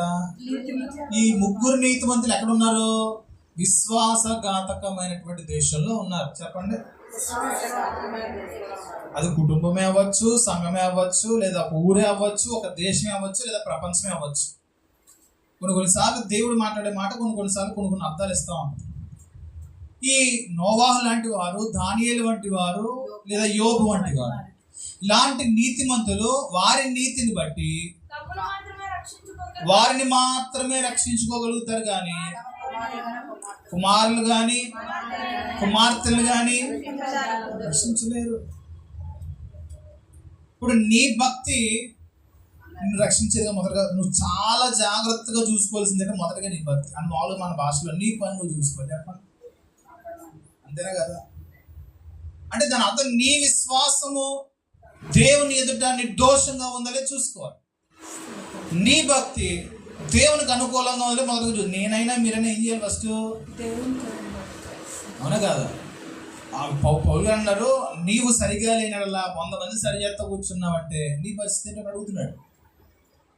మనం సాధారణంగా ఏం చేస్తామంటే ఎక్కువగా ఎదుటి వాళ్ళు సరి చేయడం చాలా చాలా చాలా ఆనందం ఎక్కువ మనకి. చెప్పండి, ఎదుటి వాళ్ళ కోసం ఎవరి దగ్గర ఎదుటి వాళ్ళ కోసం ఎక్కువగా మాట్లాడు మనకు చాలా ఆశ కలుగుతుంది. మన గురించి నేను ఇలాంటి దాన్ని అంటారా, నీ పరిస్థితి గురించి మాట్లాడుతూ ఎవరి దగ్గర అయ్యా నేను పడిపోతున్నాను, నేను అవిశ్వాసంలో వెళ్ళిపోతున్నాను, నా భక్తి పాడైపోతుంది, నేను ఎలా ఉంటున్నాను, సరిగ్గా భక్తి చేయలేకపోతున్నాను, సరిగ్గా ప్రార్థనలో ఉండలేకపోతున్నాను, సరిగ్గా దేవుని సమయానికి రాలేకపోతున్నాను. ఈ మాటలు ఎప్పుడైనా మాట్లాడుకోగలం మనం? ఏం మాట్లాడుతాం? ఎక్కువ ఎదుటి వారి విషయంలో మనం చాలా ఎక్కువగా ఆసక్తి చూపిస్తూ ఉంటాం. కానీ వాక్యం చెప్తుంది, నువ్వు విశ్వాసఘాతకమైనటువంటి దేశంలో ఉండి నీ భక్తిని సరి చేసుకోకపోతే చాలా కష్టం అవుతుంది. పైన రాస్తున్నాడు కదా, మనం చదివిన గల్తీ పత్రికలో, వారు దేవుని రాజ్యానికి పాత్రలు కాదు. ఎవరో అక్కడ చదివినటువంటి లక్షణాలు. మరి ఒక్కటైనా మనం దాన్ని జయించగలిగామా? అందులో ఎన్ని ఉన్నాయి? కాబట్టి 10కి ఒక 3 పాస్ మార్కులు వేసుకున్నాం. అలాంటి 15కి ఒక 5 పాస్ మార్కులు వేసుకున్నాం. ఒక 5 ఆటలు జయించగలుగుతావా? మీకు ఈ మాటలు నచ్చినా నచ్చకపోయినా ఇది సత్యం అండి. దేవునికి స్తోత్రం. అవునంటారు కాదంటారు? ఒకవేళ మీ మీద నాకు కోపం ఉండి ఈ మాటలు చెప్పాను అనుకోండి, ఎవరికి నష్టం? నాకు ఎందుకు నష్టం? నా కోసం చెప్పలేదు, ఎవరి కోసం చెప్పా? మీకు చెప్తా నేను చేయలేకపోయినా అనుకోండి, అప్పుడు నాకు నష్టం. మన జీవితాల్లో ఎక్కువగా మనం చేయలేకపోతూ ఇతరులు చెప్తా ఉంటాం. అందుకే యేసుప్రభువు మొదటగా మనం చేసిన తర్వాత మనం చేయాలి. రెండోది ఒక మాట చెప్పాడు, నువ్వు ఇతరుల నుండి ఏదైతే ఆశిస్తావో మొదటగా నువ్వు చేయమంటున్నాడు. ఇతరులు నువ్వు ఏం చేయాలని కోరుకుంటున్నావో కోరుచున్నావో నీవు మొదటిగా దాన్ని ఇతరులకు చేయడం ప్రారంభించు. అది దేవుని ద్వారా వచ్చినటువంటి మనకు ఒక ఆజ్ఞ కనబడుతూ ఉంది. దానికి స్తోత్రం చెప్తారు. హల్లెలూయా. రెండోది ఇక్కడ 20 వచనం చదివినప్పుడు అక్కడ ఏం కనబడుతుంది మనకి? అది కాదు, ఎస్కేల్ గ్రంథంలో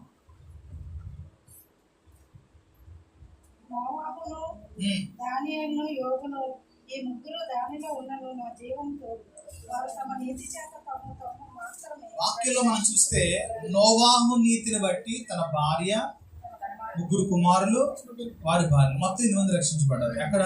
పాత నిబంధన. ఈ అంతం గురించి చెప్తున్నాడండి ఇక్కడ.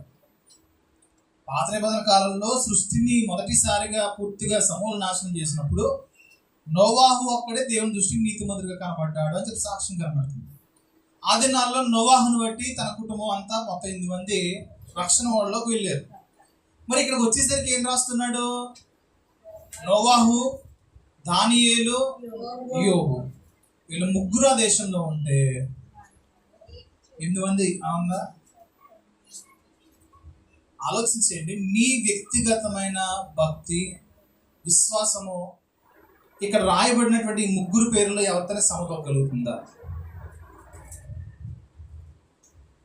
మనకు చాలా పనిపాట్లు ఉన్నాయండి, అవునా కదా?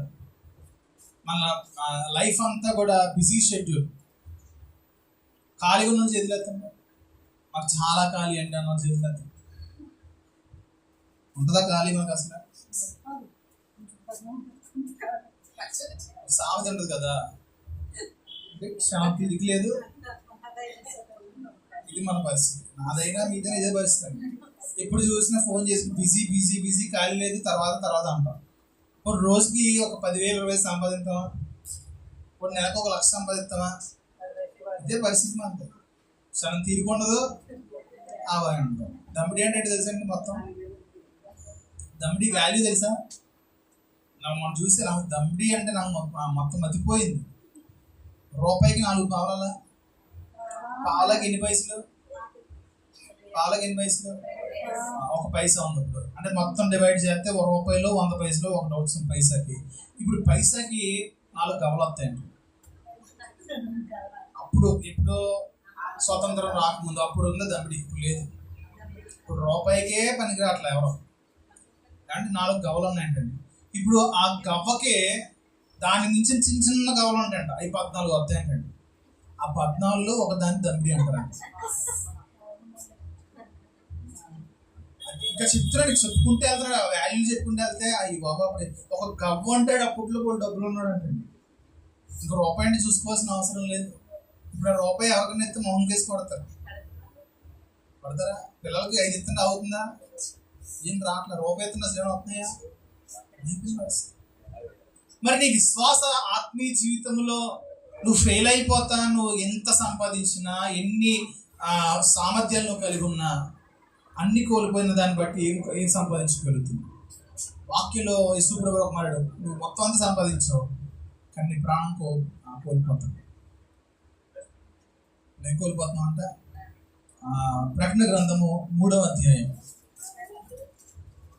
ప్రకటన గ్రంథం 3వ అధ్యాయం 1 నుంచి 5 వచనం.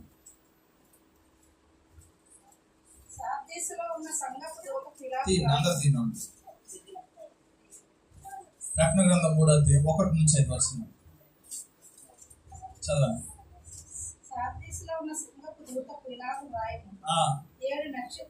ఏడు నక్షత్రములను దేవుని 7 ఆత్మలను గలవాడు చెప్పే సంగతులు ఏమనగా, ఎవరికి తెలుసు అంట? చెప్పండి ఒకసారి. మన క్రియలు మనమేమై ఉన్నామో, మనమేంటో ఎవరికి తెలుసు? మిగతా వాళ్ళకి ఏం తెలియదు. మనకు తెలిసింది చాలా తక్కువ. మన గురించి ఎవరికి బాగా తెలుసు అంటే, ఎందుకు? ఆయన హృదయాలోచనలు ఎరిగిన దేవుడు. అలాంటి వాడు ఆయన, హృదయాలోచన ఎరిగిన దేవుడు. చదవండి. ఏంటంటే, జీవించుచున్నావన్న పేరు మాత్రం ఉన్నది కానీ నీవు మృతుడవే. ఏం చెప్తున్నాడు? ఎక్కడ ఇంతకు జీవించేది? ఎక్కడ ఎవరికి రాస్తున్నాడు? ఇది ఊర్లో అందరికి రాస్తున్నాడా? చుట్టాలకు రాయమంటున్నాడా? ఎవరికి? సంఘముకు. చెప్పండి ఈ మాట. సంఘంలో నెంబర్స్ కనబడతాయి. చెప్పండి. కొన్ని సంఘాల్లో 10 మందే ఉంటారు, కొన్ని సంఘాల్లో 50 మందే ఉంటారు, కొన్ని సంఘాల్లో 100 మంది ఉంటారు, కొన్ని సంఘాల్లో 1000 మంది ఉంటారు, కొన్ని సంఘాల్లో ప్లేస్ సరిపోనంతగా ఉంటారు. ఇప్పుడు ఏ సంఘానికి రాశాడు?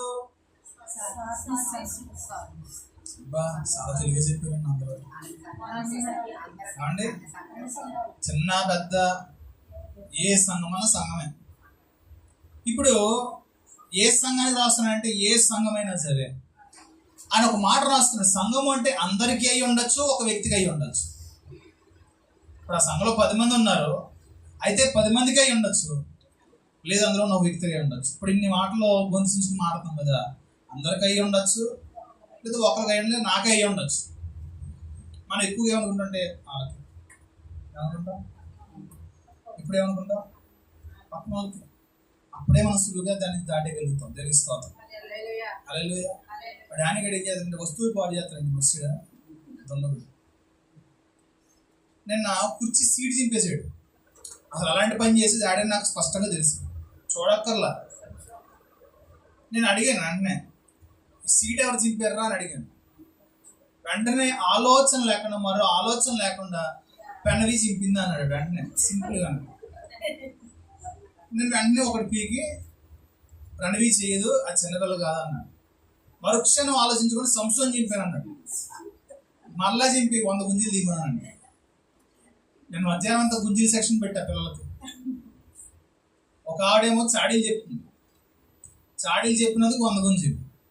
ఇంకోటి చాడీలు చెప్పాడు, ఆడికి 100 గుంజీలు. ఇంకోటి అబద్ధం ఆడాడు, ఆడికి గుంజీలు. ఇంకోళ్ళకి తెలిసిన దాన్ని లేటుగా చెప్పినందుకు గుంజీలు. మామూలుగా లేదు. మధ్యాహ్నం ర్యాంప్ ఆడేసాను అనమాట. తెలుస్తుంది. మనం దేవుని సన్నిధిలో ఉన్నప్పుడు ప్రతిదీ మన కోసం ఎరిగిన వాడు ఎవరంటే యేసు ప్రభువు. చెప్పండి మాట. ఇక్కడ మాట్లాడుతున్నాడు, జీవించుచున్నావు అన్న పేరుకు జీవిస్తున్నావు కానీ మృతుడవే. దేవుని సన్నిధిలో లేదా దేవుని సంఘముగా ఎంత సంఖ్య ఉన్నా నెంబరే కనబడుతుంది తప్ప అది ఆత్మ సంబంధంగా జీవించారా చచ్చిపోయారా తెలియట్లేదు. ఎవరికి తెలుసా? తెలీదా? మీకు అర్థం కావాలి. మనం పైకి బాగానే ఉన్నాం అండి, ఆరోగ్యంగా ఉన్నాం, తెల్లగా ఉన్నాం, లావుగా ఉన్నాం, ఎర్రగా ఉన్నాం, నల్లగా ఉన్నాం, అన్నీ బాగున్నాయి. ఆత్మ జీవిస్తుందా చనిపోయిందా ఇది కావాలి ముందు మనకి. ఆత్మలో బ్రతికున్నావా, ఆత్మలో చనిపోయావా ఇది కావాలి. బ్రతికున్నాను బాగానే ఉందండి. చాలా మంది బెడ్ మీద ఉంటారు, బతికున్నాడనే అంటారు, అవునా కదా? అది 1, 2, 3 భోజనాలు, డ్రింకులు, వాటర్లు అన్నీ బెడ్ మీదే, కానీ బతికున్నాడా పోయారా? చెప్పండి అమ్మా. బతికే ఉన్నారా? మరి దేవుని సన్నిధిలో ఆత్మ సంబంధంగా నువ్వు బ్రతికున్నావా చనిపోయావా? ఇందాక ఉన్న లక్షణాలను బట్టి మనం ఒకటో టాలీ చేసుకుంటాం. మనం అనుకోవచ్చు యోబు గురించి రాస్తున్నాడు, నోవా గురించి రాస్తున్నాడు, దాని గురించి రాస్తున్నాడు, వారు నీతిని బట్టి మాత్రమే రక్షించబడతారని రాసింది కదా. మరి నీవు నేను వారి నీతికి సమానంగా రీచ్ చేయగలిగామా? కొన్ని వాళ్ళని వదిలేసేయండి, వాళ్ళు పెద్ద పెద్ద వాళ్ళు. ఇందాక మనం చదివినటువంటి ఆత్మఫలమే కానీ శరీర కార్యములే కానీ వీటిని మనం రీచ్ చెయ్యమా? అవి సింపులా, ఇది సింపులా? ఏవి సింపుల్ అంటారు? మన పరీక్షకి మనం చదవట్లా, పక్క పరీక్షను మాత్రం అన్నిటికీ ప్రిపేర్ చేస్తున్నామా? ఏది కష్టం మనకి ఎంతకే అండి? నువ్వు ఒకవేళ యేసు ప్రభు దగ్గర ఈ సాక్షి చెప్పిన ప్రభు ఇంకొకరు నేను ఆ పరీక్ష ప్రిపేర్ చేస్తాను ప్రభు అని చెప్పిన ఆ సాక్షి చెల్లుద్దా ఆయన దగ్గర? ఎందుకు చెల్లదు? మొదటిగా నీవు నీ సొంత రక్షణను కాపాడుకోవాల్సింది. మొదట నీవు నీ వ్యక్తిగత రక్షణను కాపాడుకోవాల్సింది. ఆ తర్వాతే నీ భార్య లేదా నీ భర్త, ఆ తర్వాతే నీ బిడ్డలు, లేదా ఆ తర్వాతే నీ బంధువులు. నీవు నీ వ్యక్తిగతమైనటువంటి రక్షణను కోల్పోతూ మిగతా వాటిని ఎన్ని సంపాదించుకున్నా అది ప్రయోజనకరం కాకపోవచ్చు. దానికి స్తోత్రం కలుగుతుందా? హల్లెలూయా. కింద మనం చూస్తే ఇంకా నీ క్రియలు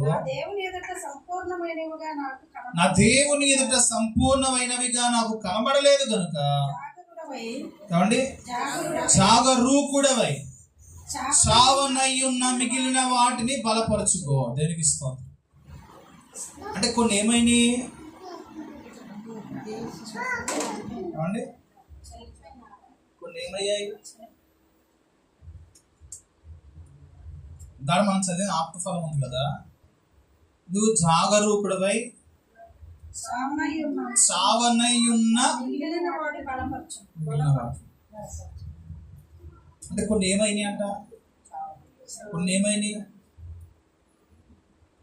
మీకు అర్థమవుతుందా లేదా అర్థం కాక నా మొహం ఎంతగా చూస్తున్నారో అర్థం కాదు. మనలో ఉన్నటువంటి ఆత్మ సంబంధమైన క్రియలో చావనయ్యున్న స్థితిలో ఉంటే, చనిపోయే స్థితిలో ఉంటే మనం ఏం చేయాలంటే, ఎప్పుడైనా సరే బ్లడ్ టెస్ట్కి వెళ్ళినప్పుడు బాగా చిన్న చిన్న జ్వరాలకు మనం వెళ్ళమండి. బాగా బలహీన పడిపోయినప్పుడు, బాగా నీరసలు పడి ఇంకా మనం లెగలేని స్థితిలో అంబులెన్స్ పిలిచి అప్పుడు తీసుకెళ్తే అప్పుడు చేస్తారు బ్లడ్ టెస్ట్. అవునా? ఆ బ్లడ్ టెస్ట్లు ఒకటి బయటపడతాయి. ఏమవుతాయి? ఇంతకే ఇన్ని జబ్బులు నాకైనా ఉంది, నమ్ముతావు నువ్వు? నీకేంటి నమ్ముతావా? అప్పుడు ఏం చేస్తావు? ఇవి నాకు ఉన్నాయి కాదు, నేను చాలా ఆరోగ్యవంతుడిని, అది కావాలని ఎవరితో మార్చేస్తుంటారు, పేరు మారిపోయి ఉంటుందని చెప్పి అదే టెస్ట్ భుజోడకి చేయించుకోవా? చెప్పరమ్మా. ఇప్పుడు మనలో చాలా మంది షుగర్ లేదు, ఉన్న పక్కనిట్టారు, మనకు లేదు. సడన్ గా టెస్ట్ చేయించుకోవడానికి ఎవరైనా ఫ్రీగానో గవర్నమెంట్ టెస్ట్ చేసాడు, షుగర్ వచ్చేసింది నీకు, అందులో రాకపోవడం కాక అది నీకు రిపోర్ట్ ఇచ్చాడు, ఊరుకుంటావు నువ్వు? ఒప్పుకుంటావు అసలు నువ్వు? చెప్పండి, నాకు ఒప్పుకుంటామా? ఎందుకు ఒప్పుకో? నాకు రావడం ఏంటండి అసలు అని అంటావా? అదే పక్కనోళ్ళకి వచ్చింది అనుకోండి, ఏం చెప్తాం? రాదేంటి, పని చెయ్యో, ఎప్పుడు చూసినా తిని పడుకోవడమే నీ పని, షుగర్ రాక ఏమవుతుంది ఏంటి అంటావా? అదే మనకైతే రాదు.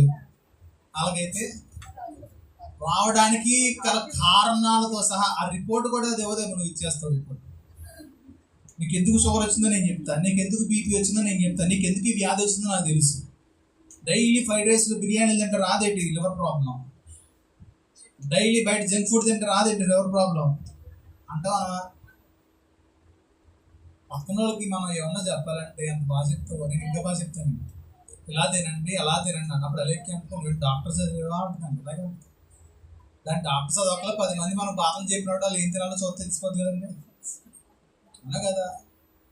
డాక్టర్ చదవకపోయినా అనుభవాలతో వచ్చేస్తాయి మనకి. ఇప్పుడు మొత్తం ఉంది తను చెప్తా ఉంటుంది, 4-5 చెప్తుంది, ఎందుకంటే అన్ని 1,00,000 అనిపించేసింది. ఇంట్లో ఏం చేయాలో ఏం చెప్పాలో దానికి కాళ్ళు పోతే ఆవిడే మొత్తం నర్స్ లాగా, హెడ్ నర్స్ ఉంటారు చూసారు హాస్పిటల్లో, హెడ్ నర్స్ లాగా ఆవిడే మొత్తం డ్రెస్సింగ్ చేసేసింది.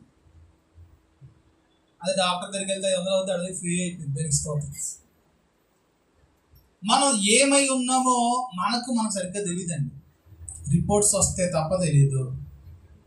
కొన్నిసార్లు రిపోర్ట్స్ వచ్చినా కూడా మనం నమ్మం. నీకు వచ్చింది తెలుసా, దేవుడు మనం ఎంత దేవునికి దూరమైనా, ఎంత విరోధంగా ఉన్నా దర్శనం ద్వారా దేవుడు మనతో మాట్లాడతాడు. ఎంతమంది నమ్ముతారు ఈ మాట? ఎలా మాట్లాడతాడు? అంతే, కళ్ళ ద్వారా. అదే నువ్వు ఏ స్థితిలో ఉన్నావో చెప్తాడో చెప్పరా? ఇదే మనకు రిపోర్ట్ అండి. ఒకటి, ఎందుకంటే వాక్యం ద్వారా నువ్వు వినొచ్చు, వినకపోవచ్చు. ఇక నచ్చిన సేవకుడు చెప్తే ఏంటో, నచ్చిన సేవకుడు చెప్తే ఏమో, ఇది అందరూ నాకున్న జబ్బే, మీకున్న జబ్బే. ఇప్పుడు దేవుడు మాట్లాడితే ఎలాగైనా మాట్లాడతాడు. ఇప్పుడు స్వయంగా దేవుడే నీకు కళ ద్వారా, దర్శనం ద్వారా నీ యొక్క ఆత్మీయ స్థితి, ఏ రోగంతో నువ్వు పట్టబడ్డావో లేదా ఏ స్టేజ్లో నువ్వు ఉన్నావో దేవుడు చెప్పినప్పుడు, అప్పుడన్నా మనం సరి చేసుకుంటామా? సరి చేసుకుంటే మంచిది, దేనికి స్తోత్రం. సరి చేసుకోకపోతే మా మెడికల్ షాప్ అని మీకు అందరూ తెలిసి ఉంటుంది. మురళి అని తెలుసు అండి, రోడ్డు మీద అంటాడు, #1 మెడికల్ షాప్ అయింది. ముందు వెళ్ళిన తర్వాత పావుగంట క్లాస్ ఫీకి ₹1.50 ఎత్తురా. రోజు ఐజే గారికి ఎగ్జామ్, కిడ్నీ పెయిన్ వచ్చేస్తుంది. ఫోన్ చేస్తే సరే అని చెప్పి తీసుకెళ్ళాను, పెయిన్ ఇంజెక్షన్ చేయించడం చెప్పి. సరే అని చెప్పి తీసుకెళ్తే ఫస్ట్ పావుగంట క్లాస్ పీకాడు. ఇంట్లో వాళ్ళు తిట్టాడు, ఆయన తిట్టాడు. కిడ్నీ ప్రాబ్లం ఎందుకు వస్తుంది, స్టోన్ ఎందుకు వస్తుంది, టమాటా తినకూడదు, తోటకూర తినకూడదు, గడ్డి తినకూడదు, అది తినకూడదు, ఇది తినకూడదు, ఇది తినేసి చికెన్ తినేసి అది తినేసి అందుకు నొప్పి వచ్చింది మొదలెట్టి ఇంజెక్షన్ ₹30 చేసాడు. వెళ్ళేటప్పుడు ఆయన అడుగుతుంది, ఇంట్లో అలాంటి వాడు తీసుకొచ్చి తినేసాడు అని చెప్పా. ఆయన మంచి చెప్తాడు రా. ఫస్ట్ ఏం చెప్పా, గడిచిన నెలలో నేను అనపర్తి ఏదో ప్రాంతం వెళ్ళి తిరిగి వచ్చేటప్పుడు బ్యానర్ కనబడిందండి. మా షాపు ఇన్ని జాగ్రత్తలు చెప్పేవాడు ఒక నెల 2 నెలలు బ్యానర్ ఎక్కేసాడండి. మెడికల్ షాప్ వాడే కదా, మెడికల్ షాప్ వాడికి తెలుస్తుందిగా మోస్ట్లీ ఏం వస్తుందో ఏం రాదో సిమ్టమ్స్ తెలిసిపోతాయి లేదా. మీకు జ్వరం వచ్చినప్పుడు ఖచ్చితంగా ఆ నొప్పి వస్తుందా, ఈ నొప్పి వస్తుందా, కళ్ళు ఎరగొనే, నాలుగు సేపు అంటారా? మరి రోజు చూసుకోడా? రోజు చూసుకోలేడంటారా? ఇది ఒక ఉదాహరణ అండి. కొన్ని వయసు ఏమైనా ఎక్కువ, దేవుడు కొన్ని రుజువులు మనకు ఎదురుగా మన కంటికి కనబడలే చూపిస్తూ ఉంటాడు. అనేక మందికి వైద్యం చేయగలిగిన నీవు నీ సొంత వైద్యాన్ని నువ్వు చేసుకోలేకపోయావు. అనేక మంది ఆత్మీయ స్థితులను జాగ్రత్త పరచగలిగినటువంటి మనము మన వ్యక్తిగతంగా మన రిపోర్ట్స్ మనం చూసుకోలేకపోతున్నాం. అయితే కొన్నిసార్లు హఠాత్తుగా వస్తుందండి వ్యాధి. హఠాత్తుగా రావడం అంటే ఆ రోజుల్లో రాత్రి పుట్టింది కాదు. అది ఎప్పటి నుంచో లోపల నిన్ను తినేస్తా నువ్వు గ్రహించుకోలేక. సపోజ్ మనం ఏమైనా తింటే పడక వాంతి అయిపోయింది అనుకోండి, లోపల మనం అనుకుంటాం అది బాగాలేదో, లేకపోతే వాతావరణం తేడా వచ్చిందో, లేదా ఎక్కువ తినేసాం అనుకుంటాం. అది తిన్న ప్రతిసారి నీకు తేడా వచ్చిందని దాని అర్థం ఏంటి తెలుసా? నీలో లోపల ఏదో లోపం ఉంది. దైవికమైనటువంటి మార్గంలో నడుస్తున్నప్పుడు మనలో చాలా లోపాలు కనబడుతూ ఉంటాయి. ఈ లోపాలు మనం సరి చేసుకోవడానికి మనమే దాన్ని తెగించుకో ముందుకు రావాలి. దానికి స్తోత్రం. ఏం చేయాలి? సరి చేసుకోవాల్సిన బాధ్యత ఎవరిదే? డాక్టర్ కేవలం మందులు ఇస్తాడు అంతే. వేసుకోవాల్సింది ఎవరు? డాక్టర్ కేవలం పచ్చిని చెప్తాడు అంతే. చేయాల్సింది ఎవరు? సేవకుడు వాక్యం చెప్తాడు అంతే. మిగతాదంతా ఎవరి పని? మన పనే అది. మీరు అమరో ప్రతి ఒక్కరితో కూడా దేవుడు ఏదో విధంగా మాట్లాడేది గల కారణం ఏంటంటే ఆయన మనం నశించుకోవడానికి ప్రభు ఇష్టపడట్లేదు. నువ్వు నాశనానికి వెళ్ళిపోవడానికి దేవుడికి ఇష్టం కాదు. ఏదో ఒక రీతిగా ప్రభు మనం సరిచేసి తీర్చిదిద్ది మనలను ఆయన మార్గంలో ఫలింప చేయాలని ప్రభు కోరిక. దేవునికి స్తోత్రం. మన ఏ ద్రాక్ష కాయాలంటే మంచి ద్రాక్ష కాసే వారంగా మనం ఉండాలి. ప్రభు కొరకు మంచి ఫలములు ఫలించే వారంగా మనం ఉండాలి. దేవుని ఎదుట నిర్దోషత్వమును కలిగిన వారంగా మనం జీవించాలి. దానికి స్తోత్రం కలుగుగా. ఇంకా చదవని కింద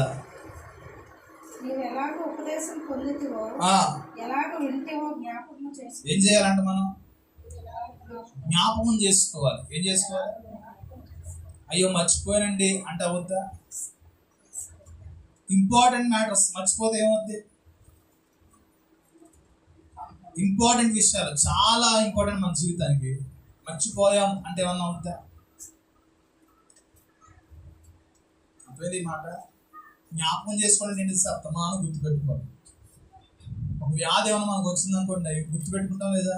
అమ్మ ఇది వచ్చింది, అలా ఉండాలి, ఇలా ఉండాలి, ఇలా చేయాలి, అలా చేయాలి అనుకుంటాం మనమా? మర్చిపోయి తినేసానంటే మర్చిపోయే నిర్లక్ష్యం తోట. చెప్పండి అమ్మా, మర్చిపోయే నిర్లక్ష్యం తోట. మనకు తెలుసు, ఎందుకంటే నొప్పి మందే, బాధ మందే, అనుభవించేది నువ్వు నేను. అయితే వీటిని మనం ఇష్టమైందనో లేకపోతే ఇది బాగుంటుందనో మర్చిపోయి తినేసామా, లేదా నిర్లక్ష్యంతో తినేసినట్లు లెక్కది. తర్వాత బాధపడేసింది ఎవరు? పెట్టినోళ్ళ తిన్నోళ్ళ? పెట్టోళ్ళు ప్రేమ ఎక్కువ అండి, తినంటారు కావాలనే, అవునా కదా? వాళ్ళకి ఏం పోయింది, వాళ్ళ ప్రేమ సలకుండా ఏమంటారు, తిను, తినకపోతే నచ్చలేదా అని చెప్పి మళ్ళీ దాని డైలాగ్ వెనకాల. ఎందుకంటే అనుభవించుడు ఆడు కదా. సాతాను కూడా ఏం చేయాలి తెలుసా? పర్లా తిని, ఇది నిజమైన ప్రేమ అయితే కానీ నేను సాతానం లేదండి. నేను అలా అని చెప్తే వాడు సాతాను గడి అబద్ధమైన ప్రేమ. వాడు ఏంటంటే వాడు ప్రేమిస్తున్నట్లుగా మోసం చేసి నేను నరకాగ్నిలో తీసుకుపోతా ఉంటాడు. ఏం చేస్తాడంట? దేవుడు మనల్ని పాడు చేయనివ్వని దేవుడే, కానీ కొన్ని సార్లు మనం దేవుని త్రోవను లేదా దేవుని అడ్డును దాటి వెళ్ళిపోతూ ఉంటాం. దేవుని బార్డర్ దాటేసి వెళ్ళిపోతూ ఉంటాం. ఇది ఏమవుతుందంటే మనకు మనమే కీడు తెచ్చుకునేలాగా, మనకు మనమే నాశనం తెచ్చుకునేలాగా తయారు చేస్తూ ఉంటుంది సార్. మన రక్షణ మందే, మన రక్షణ కాపాడుకోవాల్సిన బాధ్యత అవుతే కిందకి రండి. ఇంకా జ్ఞాపకం చేసుకొని దాన్ని గైకొలుచు మారు మనసు పొందుము. నువ్వు జాగరూకుడవై ఉండని ఎడల. ఓకే, దేవుడు ఇప్పుడు ఎలా వస్తాడంటండి అంటే దొంగ అనే పదం ఎందుకు రాజు తెలుసా? అకస్మాత్తుగా వస్తాడు. ఎలా వస్తాడు? అకస్మాత్తుగా అనే పదానికి అక్కడ దొంగ వలని రాశాడు. నువ్వు అన్ని సిద్ధపడించావు, ఇల్లు శుభ్రంగా ఉంది, అన్నం అప్పుడే ఉండవు. అకస్మాత్తుగా ఎవరైనా చుట్టాలు వచ్చారనుకోండి, దగ్గర రెడీగా తిండి పెట్టడం ఉందా లేదా? అప్పుడు అంటావు దొంగలా వచ్చేవేంటి అంటావా? అప్పుడు ఏమంటావు? నీ దగ్గర అంతా రెడీగా ఉన్నాయి, పర్ఫెక్ట్గా ఉన్నావు అప్పుడు, కాబట్టి నీకు టెన్షన్ ఉండదు. ఎవరన్నా సడన్గా వచ్చినప్పుడు నువ్వు అప్పుడే 10:30కో 11కి లేచు, ఇంట్లో నుంచి డోర్ తీయగానే పాసిగా గుప్పని కొట్టింది, అప్పుడు వాళ్ళు ఎలాగ వచ్చినట్టు? చెప్పా పెట్టకుండా వచ్చేదేంటి ఏమంటారు? చెప్పా పెట్టకుండా సడాలు వచ్చేది, సడాలు అంటారు అండి, సడన్ కాదు. ఇంగ్లీష్ తెలుగు మిక్స్ చేసి పడతాం. సడాలను వచ్చేరేంటి ఒక మాట అయినా చెప్పలేదే, దొరికేసాం. అదే అన్ని రెడీగా ఉంటే యేసు ప్రభు వారు ఎలా వస్తారు? సడాలని వస్తారు. చెప్పండి మాట, చెప్పండి ఎలా వస్తారు? ఇప్పుడు సడాలని వచ్చినప్పుడు ఎలా ఉండాలి? పాస్మం వేసుకుని ఉండాలా, సిద్ధపడి ఉండాలా? సడాలని ఎందుకు వస్తారంటే వధువు కన్యకని తీసుకెళ్ళడానికి అంటాం. సడాలని ఎందుకు వస్తారు తెలుసా? వధువు కన్యకని. చెప్పండి మాట, వధువు కన్యక ఎలా ఉండాలి? రేపు పిల్లమ్మని, రేపు ఇప్పుడు అన్ని ఫోన్లు మనకి ట్రాకర్స్ వచ్చినాయి కాబట్టి టైం టు టైం మనం ముందుకు వెళ్ళగలుగుతున్నాం. ఒకప్పుడు వాక్యం ఎప్పుడు రాయబడిందో తెలుసా? కొన్ని వేల సంవత్సరాల క్రితం, ఇంకా ఆధునిక సదుపాయాలు ఏమీ లేని సమయంలో రాయబడింది. మనం అనుకుంటాం దేవుడు వచ్చే ముందు సింటమ్స్ తెలిసిపోతాయి, టక్మని మారిపోతాం, రాత్రి మోకరించి అయ్యాను క్షమించారు, నిమ్మకాయలు పిండి మనసు మార్చి తీసుకుంటాం. అలా అవుతుంది. ఇప్పుడు నువ్వు మారాలి అనేది ఆయన వచ్చే టైంకి ఎలా మారుతావు? మార్పు అనేది ఒక క్షణంలో జరిగేదా? మార్పు అనేది ఒక నిమిషంలో జరిగేదా? చాలా టైం పడుతుంది. ఇది అంత ప్రయాసతో కూడినటువంటి పని. అంటే ఆత్మీయ జీవితం అనేది చిన్న విషయం కాదు. వాక్యం చెప్పడం చాలా సులువు, వాక్యం వివరించడం చాలా సులువు, ప్రార్థన చేయడం సులువు, పాట పాడడం సులువు, లేదా ఇతర సంబంధమైనటువంటి పై కనిపించే కార్యాలు ఏదైనా అంటే చాలా సులువు. ఒక 4-5 సార్లు ప్రాక్టీస్ చేస్తే వచ్చేస్తుంది. కానీ ఆత్మీయ జీవిత మార్గంలో ఎన్ని సంవత్సరాల అనుభవం కలిగిన వ్యక్తివైనా అది నీకు కష్టతరంగా ఉంటుంది. ప్రార్థన ఇప్పుడు కూడా చేయమంటే 1/2 గంట సేపు మనం చేయమంటారా? మరి మనసును మార్చుకోవాలంటే మా స్వభావాలు మార్చుకోవాలంటే, దేవుని వాక్యంలో ఉన్నటువంటి లక్షణాలు మనం అవలంబించాలంటే అవుద్దా? మీకు టెస్ట్ పెడతాను. ఈ వారం అంతా ఆత్మ ఫలాలు రాసుకుని ఎన్ని రోజులు వీటిని మీరు ధ్యానించి లేదా దాన్ని మీరు అవలంబించి వచ్చే ఆదివారం పాస్ అవుతారో చెప్పాలి. మనం చేయగలుగుతామా? ఇవన్నీ గుర్తుండాలి. నీకు 9 గుర్తుండాలి. నీకు ఎన్ని అవరోధాలు వచ్చినా, ఎన్ని ఆటంకాలు వచ్చినా, ఎన్ని వ్యతిరేకత వచ్చినా ఖచ్చితంగా ఈ 9 నువ్వు గెలుస్తూ రావాలి. ఒక్కసారి నువ్వు తప్పిపోయినా ఓడిపోయినట్టు. ఏమవుద్ది అంటారు మనం? కష్టమా ఈజీగా అండి? అది రోజుకో పోగొట్టు ప్రార్థన చేయండి అమ్మా, చెప్పండి. రోజుకో 3 అధ్యాయాలు చదవండి అమ్మా, అది కూడా కష్టమే చెప్పాలంటే. అది కూడా కష్టమేనండి కావాలంటే. మరి ఇన్ని చేసిన దాన్ని అసలైనవి చేయలేకపోతే ఉపయోగం ఉందంటే? దేవునికి కావాల్సింది నువ్వు ఫలించాలి. దేవునికి ఇష్టమైనది నీలో నువ్వు దేవుని చూపించుకోవాలి. దానికి స్తోత్రం. చూడండి, రోమిలికి రాసిన పత్రిక 14వ అధ్యాయం 16 నుంచి 19. ఆకలితో దేవుని స్తోత్రం చెప్పండి.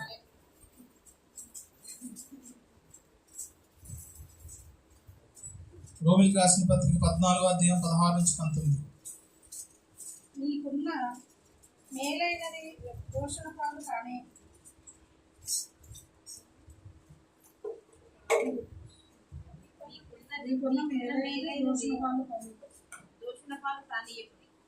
దేవుని రాజ్యము భోజనము పానము కాదు గాని నీతి సమాధానము పరిశుద్ధాత్మ యందలి ఆనందమై ఉంది. ఇప్పుడు దేవుని రాజ్యం దేంతో పోల్చబడుతుంది? భోజనాలతోటి, ఆర్భాటాలతోటి, ఘనమైన కార్యాలతోటి కనబడదండి. మరి దేంతో కనబడుతుంది? నీతి సమాధానం. చెప్పండి, 3 విషయాలు చెప్పండి. నీతి, సమాధానం, పరిశుద్ధాత్మలో ఆనందం. మళ్ళీ చెప్పండి, మళ్ళీ చెప్పండి. అందరూ వరుసగా కరెక్ట్గా చెప్పండి. సింపుల్. ఏంటిది 3? ఏంటి? నీలో నీతి, నీలో సమాధానం, నీలో దేవునిలో లేదా పరిశుద్ధాత్మలో ఆనందించగలిగే స్వభావం. అంటే నువ్వు అక్కడ దేవుని రాజ్యం అనుభవిస్తున్నావు. దేవునికి స్తోత్రం. దేవుని రాజ్యం కాని ఇంకోటి ఉంది. ఏంటి? దేవుని రాజ్యానికి వ్యతిరేకమైన పదం ఏంటి?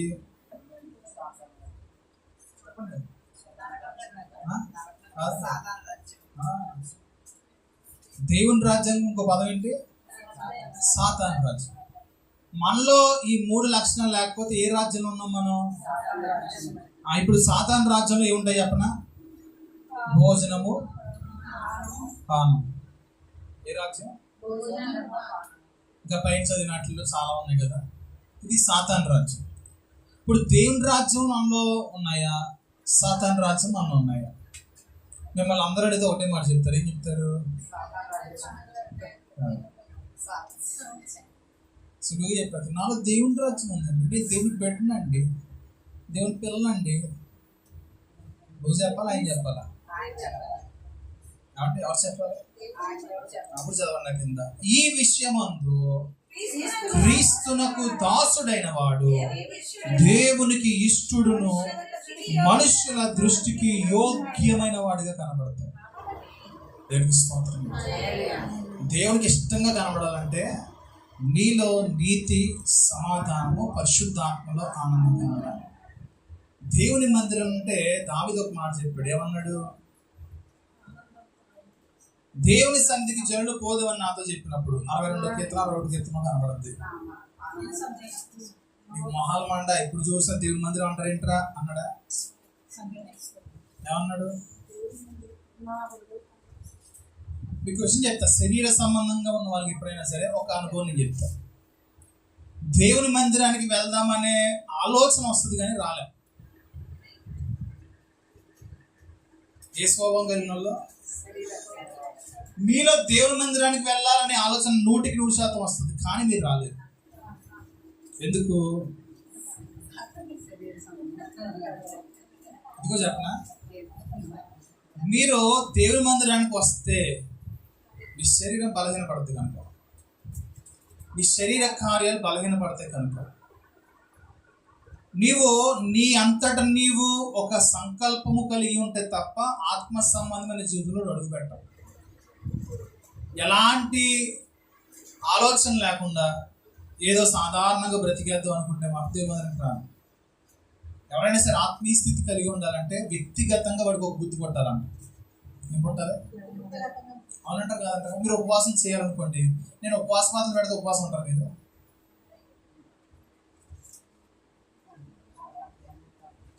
అస్సలు సిగ్గు మొహమాటం లేక సిగ్గు లేక చెప్పండి.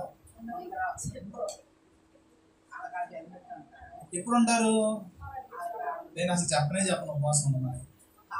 మీకు కొట్టాలి, రాత్రి ఏమన్నా భయంకరంగా కలర్ రావాలి, ఏదో అయిపోతుందని తెలియాలి అంటే అప్పుడు నా ఉపవాసం ఉంటుంది.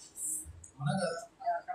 ఆత్మీయ జీవితం కూడా అంతే అండి. మిమ్మల్ని నేను అంత మార్చాలనుకుంటా సాగుతాడు కదా, గుర్రాల్లో తీసుకెళ్ళి చెరువుదే తీసుకెళ్తాం కానీ బాగుంటుంది మన పరిస్థితి.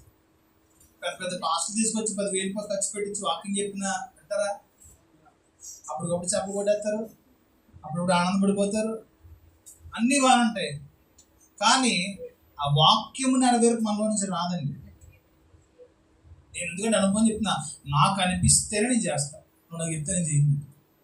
ఇది మీ మనసులో మాట. దేవుని స్తోత్రం. నువ్వు ఎవరు చెప్పడానికి? అవునా కదా? ఇప్పుడు ఇంకోటి ఏం చేసా, నువ్వు ప్రార్థన చెయ్యని ఒకసారి చెప్తున్నా ఖచ్చితంగా చెయ్యు. ఎందుకు తెలుసా? లోపల ఒక ఆమె ఉంటుంది, ఆడు చెప్తే నేను చేయడం ఏంటి, ఆడు చెప్తే నేను రావడం ఏంటి, ఖచ్చితంగా మనసు వస్తుంది. ఇప్పుడు అలెక్కి ఉంది, ప్రార్థన చేద్దాం, నా పిల్లలు నాకంటే చిన్న స్టేజ్లో ఉంది, అది చెప్తే నేను చేయడం అంటే నేను చేయను కదా. ఎప్పుడు అనిపించాలి అండి? ఆవిడ ఉద్దేశం ఉంటే ఆవిడ ముందే మోకాలు వెళ్ళి, ఆవిడ ముందే కన్నీరు కాల్చి, ఆవిడ ముందే చేతులు ఎత్తారు, అప్పుడే ప్రార్థన చేసినాను. మిగతా టైం అయితే మీరన్నా అంతే కదా. నేను ఉన్న టైం మీరు ఇక్కడ ఉన్నారనుకోండి, నాకన్నా ముందు వచ్చినట్టు లెక్క.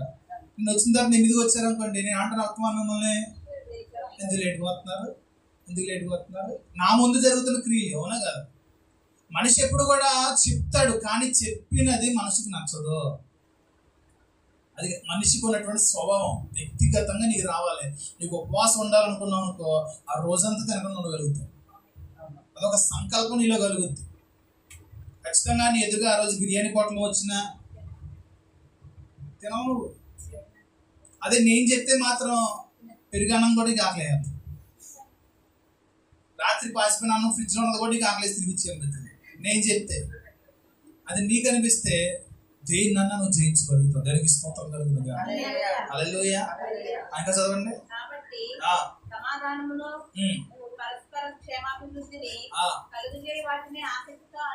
దేవునికి స్తోత్రం. అండర్లైన్ చేసుకుంటాను నేను చెప్తున్నా లేదా కావండి. ఇవన్నీ అక్కడెక్కడ ఎందుకు వచ్చింది తెలుసా? నిన్న మా సాయంత్రం పులుసు ప్రార్థనలో నాకు ఇచ్చిన దేవుడు మాటలు. ఇది ఒకదానికి కూడా సంబంధం ఉండదు.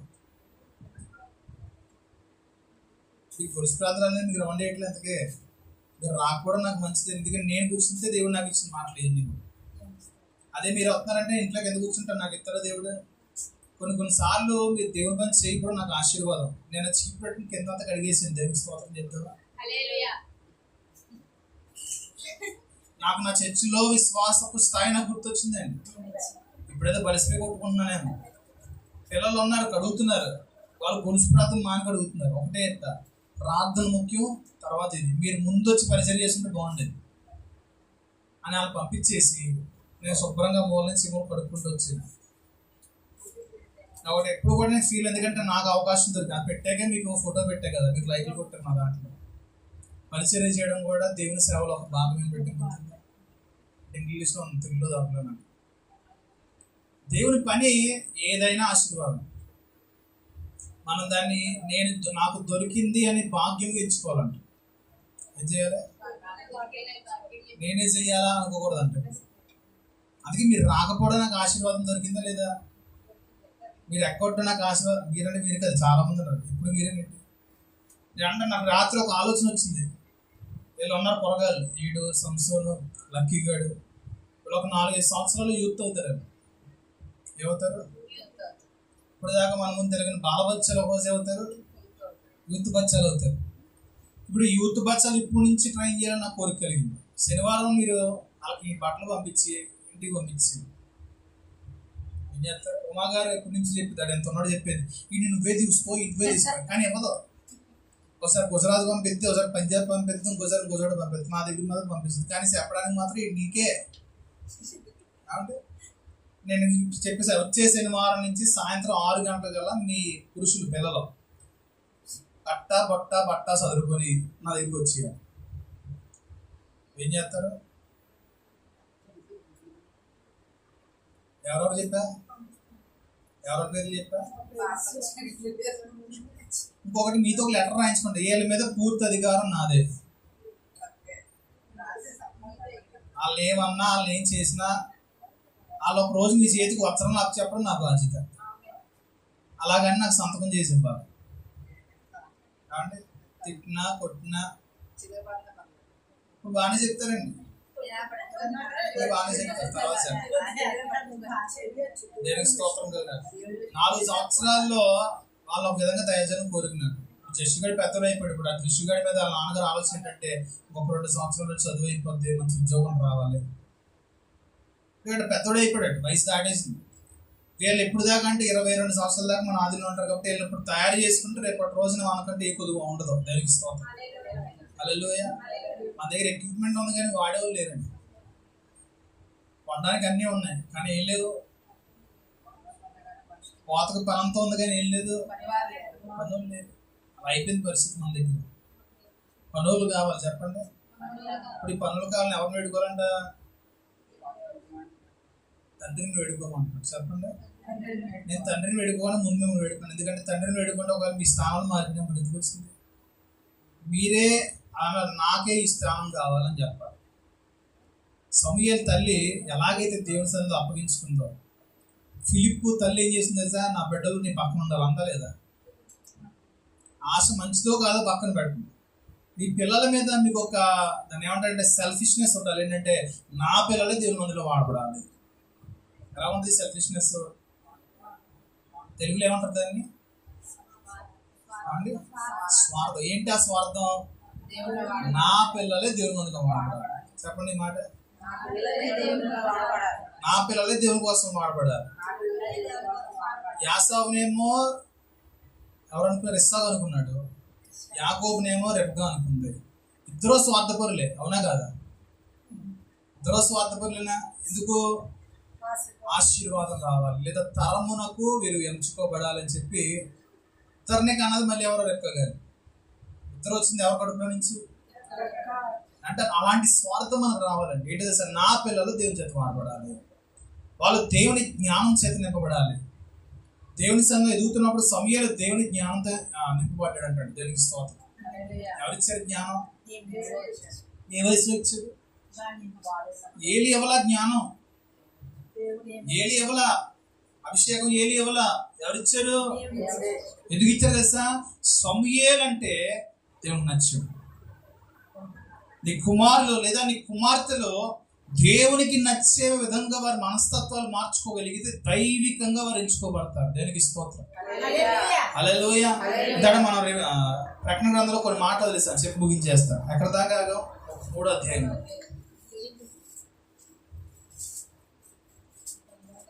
ఎక్కడ దాకా? 3వ అధ్యాయం 1 నుంచి. ఆ దొంగ వాళ్ళు వస్తారు. ఇంకా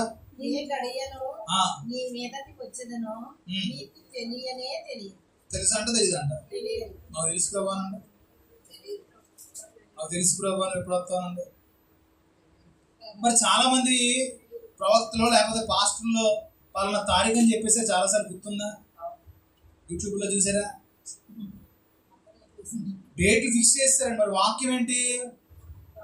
ఏ గడియలో వస్తానో తెలియనే తెలియదు అంటే వాళ్ళు డేట్లు ఫిక్స్ చేస్తారు. మరికొంతమంది అంటున్నారు అయిపోయింది అంటున్నారు, మరికొంతమంది అంటున్నారు ఈ రోజుల నుంచి కన్ఫర్మ్ చేస్తారు. మనుషుల లెక్కలు వేరు, దేవుని లెక్కలు వేరు.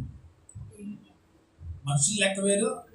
నేను చాలా వీడియోలు చూస్తున్నాను ప్రస్తుతం, మంచి దినాల గురించి వీడియోలు చూస్తుంటే వాళ్ళు టాలీ చేసేస్తారు, అకౌంట్ రాసేస్తారు మొత్తం. ఇదిగో ఇన్ని సంవత్సరాలు అయింది, ఇన్ని రోజులు అయింది. వాక్యం ఏం చెప్తుంది? మానవ ఆలోచనకు అందనిది దేవుని జ్ఞానం. దేవుడు బయలుపరిస్తే తప్ప, దేవుడు సిద్ధపరిస్తే తప్ప ఆ కార్యం జరగదు. దానికి స్తోత్రం. చదవండి ఇంకా. అయితే తమ వస్త్రములను అపవిత్రపరచుకొనని కొందరు సార్దిస్లోని యొద్ద ఉన్నారు. దేవుడు ఇందులో ఒక విషయం చెప్తున్నాడు, అపవిత్రపరచుకొనని వస్త్రములు. చెప్పండి. రక్షణ పొందినప్పుడు అంట దేవుడు మనకి రక్షణ వస్త్రాన్ని ఇస్తాడంట. ఏమిస్తాడు? ఇప్పుడు మీరు ఎన్ని రంగురంగుల డ్రెస్లు వేసుకొచ్చినా, ఎన్ని చీరలు కట్టుకొచ్చినా, మీకు ఆల్రెడీ దేవుడు ఇచ్చింది వైట్ వస్త్రం ఒకటి ఉంది, తెల్లని వస్త్రము. అది రక్షణ వస్త్రము. ఇది ఎలా ఉండాలి? కొంతమందికి ఈ వస్త్రము పరిశుద్ధంగా ఉంచుకున్నారు, కొంతమంది వస్త్రాన్ని జాగ్రత్తగా ఉంచుకున్నారు. ఎలా ఉంచుకున్నారంటే పైన మనం చదివిన విషయాలన్నింటినీ కూడా కష్టపడి ప్రయాసపడి, ఒకవేళ అందులో పొరపాట్లు చేసినా సరే ఆ పొరపాట్లను జయించి వారి వస్త్రాలు ఉతుక్కోవడం. మనం చూడండి, ఏమైనా వస్త్రం మీద ఏమైనా మరకబడిందని కూడా వదిలేస్తామో కడుక్కుంటామా? మీరు తింటున్నారండి, సాంబారో లేకపోతే కూర ఒలిగింది, ఏం చేస్తాం? ఉతుక్కోమా? సాధారణంగా మానవ జీవితంలో ఎన్నో మచ్చలు పడతాయి, అది సాధారణం. అని ఈ మచ్చలు కడుగుకోవాలా? ప్రభు దగ్గర వద్దా? ఏమండి? ఆ వస్త్రాలు ఉతుక్కొని చాలా మంది పవిత్రంగా ఉన్న వాళ్ళు ఉన్నారు. తర్వాత వారు అర్హులు గనక తెల్లని వస్త్రములు ధరించుకొని నాతో కూడా సంచరిస్తారు. ఇప్పుడు సంఘానికి ఇస్తున్నటువంటి గొప్ప భాగ్యం అండి, తెల్లని వస్త్రాలు ధరించుకుని యేసు ప్రభుతో సంచరించే వారుగా ప్రభు మనం మారుస్తున్నాడు. హల్లెలూయా. చాలాసార్లు చెప్పా, పరలోక రాజ్యం వెళ్ళాలంటే ఇక్కడ నువ్వు దాన్ని అనుభవించాలి. పరలోక రాజ్యం వెళ్ళాలంటే ఇక్కడ నువ్వు దానికి అర్హత కలిగి ఉండాలి. దానికి స్తోత్రం చెప్తాను. హల్లెలూయా. లారీ డింపులు కొట్టుకుంటున్నారండి, ఇప్పుడు ఎడమొహం పెట్టి కూర్చున్నారండి. పరలోక రాజ్యానికి అర్హులేనా? చెప్పరే, ఏమంటారు? అక్కడికి వెళ్ళి మారుతానండి. ముందు మమ్మల్ని తీసుకెళ్ళండి, అవుద్దా? మనం తీసుకెళ్ళండి బాబు, చూద్దాం. వెళ్ళి మారిపోతారా? మరి ఏమవుతారు? పరిస్థితి ఏంటి? మరి ఏ ధైర్యంతో మనం దేవుని మందిరం వచ్చేస్తున్నాం? డైలీ ఏ ధైర్యంతో ప్రతిరోజు ప్రార్థన చేస్తున్నాం? ఏ ధైర్యంతో వాక్యం చదివేస్తున్నాం? ఏ ధైర్యంతో స్టేటస్ పెట్టేస్తున్నావు? ఏ ధైర్యంతో వాక్యాన్ని నువ్వు ధ్యానించుకోగలుగుతున్నావు? ధైర్యమే కదా అంటారు దాన్ని. సింపుల్గా కొన్ని నాటిలో మనం ఫెయిల్ అని చెప్పి చూపించేస్తుంది, అక్కడ కొన్ని నాటిలో మన అర్హులం కాదు అని చూపించేస్తుంది. మరి ఏ విధంగా నువ్వు చెప్పగలుగుతావు ఆ విషయాలు? నేను పర్ఫెక్ట్ అండి. ప్రధాన కారణాలు చాలా ఉన్నాయి బైబిల్ గ్రంథంలో.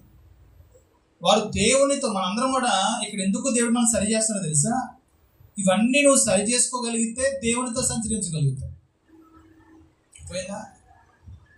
ఎప్పుడైనా మీరు స్పేస్లోకి వెళ్ళే వాళ్ళని తీసుకువెళ్ళే వాళ్ళ గురించి మీరు చూస్తే, మీరు యూట్యూబ్లో చూడండి, వాళ్ళకి ఇంచుమించు 4 రోజులు లేదా 2 నెలలు 3 నెలల్లో వారు అక్కడ అనుగుణంగా ఉండడానికి ఇక్కడ వారికి ట్రైనింగ్ ఇస్తారు.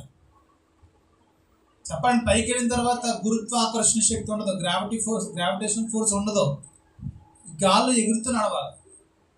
ఎలా నడవాలి? అది ఎక్కడ నేర్చుకోవాలి? ఇక్కడే కొన్ని ఎక్స్పెరిమెంట్కి సంబంధించినవి ఉంటాయి, అక్కడికి వెళ్ళి వాళ్ళు నేర్పిస్తారు. ఇది దైవికముగా మనం ఒక రోజున మనం తెలియని ప్రాంతానికి వెళ్ళబోతున్నాం. తెలిసిందా? తెలియని ప్రాంతం.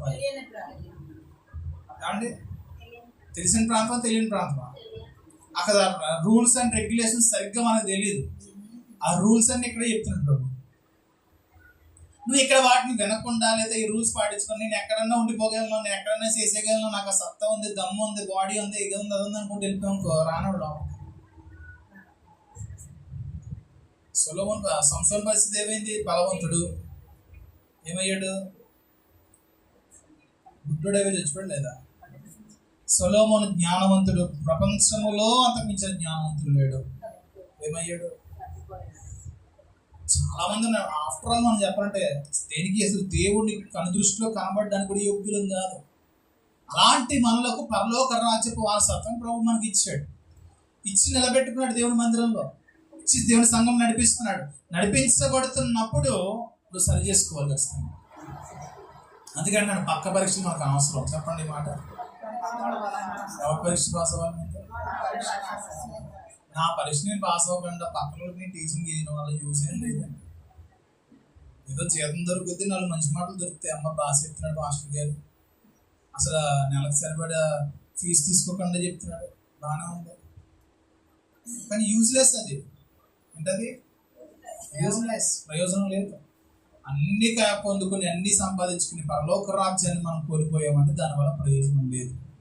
నీ భక్తికి అర్థం కింద ఇంకా చెప్తున్నాడు, జయించువాడు ఏం చేయాలంట? ఏం చేయాలి? తెల్ల వస్త్రం ఎవరైనా వేసుకుంటారు, జయించాలి. ఫస్ట్ దేన్ని జయించాలి? చాలాసార్లు చెప్పాలి. దేన్ని జయించాలి? భార్య భర్తను జయించాలి, భర్త భార్యను జయించాలి, అంతేనా? పిల్లలు తల్లిదండ్రులు జయించాలి, తల్లిదండ్రులు పిల్లలు జయించాలి, అంతేనా? సేవకుడిని సంఘం జయించాలి, సంఘాన్ని సేవకుడు జయించాలి, అంతేనా? ఏం జయించాలి? నిన్ను నువ్వు జయించాలి. చెప్పండి ఈ మాట. నీ ఆత్మ శరీరాన్ని జయించాలి. ఎవరెవరు జయించాలి? ఇప్పుడు దాకా శరీరమే గెలుస్తుంది. ఎవరు గెలుతున్నారు? సులువుగా కష్టంగానా? శరీరం సులువుగా గెలుస్తుందా కష్టంగా గెలుస్తుందా? ఎలా చెప్తారు? మేమే కదండి రెండు గెలిపించే వాళ్ళ దగ్గర మాకు తెలియదు ఈ విషయాలు. అదే ఆత్మ గెలవాలంటే అండి, ఆత్మ గెలవాలంటే అది నువ్వు అనుకుంటేనే జరుగుతుంది. నేను చెప్తే జరగదు. అమ్మ ఆత్మలో గెలవండి, అమ్మ వందనాలు, అమ్మ తల్లులారు నీ పాదాలు అని చెప్తే వద్దా? ఆత్మలో గెలండి అంటే వద్దా? నేను ఎలా చెప్పినా అవుతా. ఎవరికి రావాలి ఇది? అమ్మా చెప్పండి. నాకు కొట్టాలండి, మీరు ఎవరండి చెప్పడానికి? తప్పేమండి? నాకు కొట్టాలండి, చెప్పమ్మా. టింపుల్ చెప్పాము, మనస్ఫూర్తి చెప్తాను. ఆ టిప్పులు ఏం వచ్చేసండి, మనస్ఫూర్తిగా ప్రతి తరగతి తిట్టేది లేదా లోపల దాచేసుకుంటుంది. చెప్పండి. నాకు కలగాలండి, మీరు ఎవరండి చెప్పడానికి? నాకు కలగాలని, నేను ఆత్మీయంగా జయించాలి, మనస్ఫూర్తిగా జయించాలి, నా శరీరాన్ని జయించాలి, లోకాన్ని జయించాలి అని అనుకుంటే చాలా సులువండి. ఇశ్రాయేల్ ప్రజలు వెళ్ళిపోతా ఉంది అలాగే. ఇశ్రాయేల్ ప్రజలు గొలియాతును జయించడానికి కష్టం అనుకున్నారా, సింపుల్ అనుకున్నారా? ఏమనుకున్నారు? కష్టమా సులువా అండి? అక్కడ ఉన్న వాళ్ళందరూ యోధులే. సౌలు అభిషేకించబడిన వాడే, సౌలు బలాఢ్యుడే, సౌలు దగ్గర ఉన్నటువంటి సైన్యం బలమైందే. కానీ వీళ్ళందరూ అనుకుంటున్నారు, అమ్మో ఆయన సొత్తంటేనే గులాబ్ జామ్ గలగలాడిపోతుంది, ఆయన సొత్తంటేనే భయం వేసేస్తుంది అన్నట్టు చెప్పి అనుకుంటా ఉన్నారు. ఈలోపు దావీదు గారు వచ్చారండి. దావీదు గారు వచ్చి ఆ మాటలు అన్నాడు, ఎవడాడు అలగడుతుంది, పిచ్చి కుక్కలు అడుగుతుందంటే ఇది ఫీజు తీగించి రావచ్చు, నీకు అంతా ఎందుకు రా, నువ్వు క్యారేజ్ ఇచ్చాడు క్యారేజ్ చేరుకు అంటే లేదు అని నేను అంతా. దావీదు అనుకున్నాడు కాబట్టి వెళ్ళాడండి, ఎవరో చెప్పలా.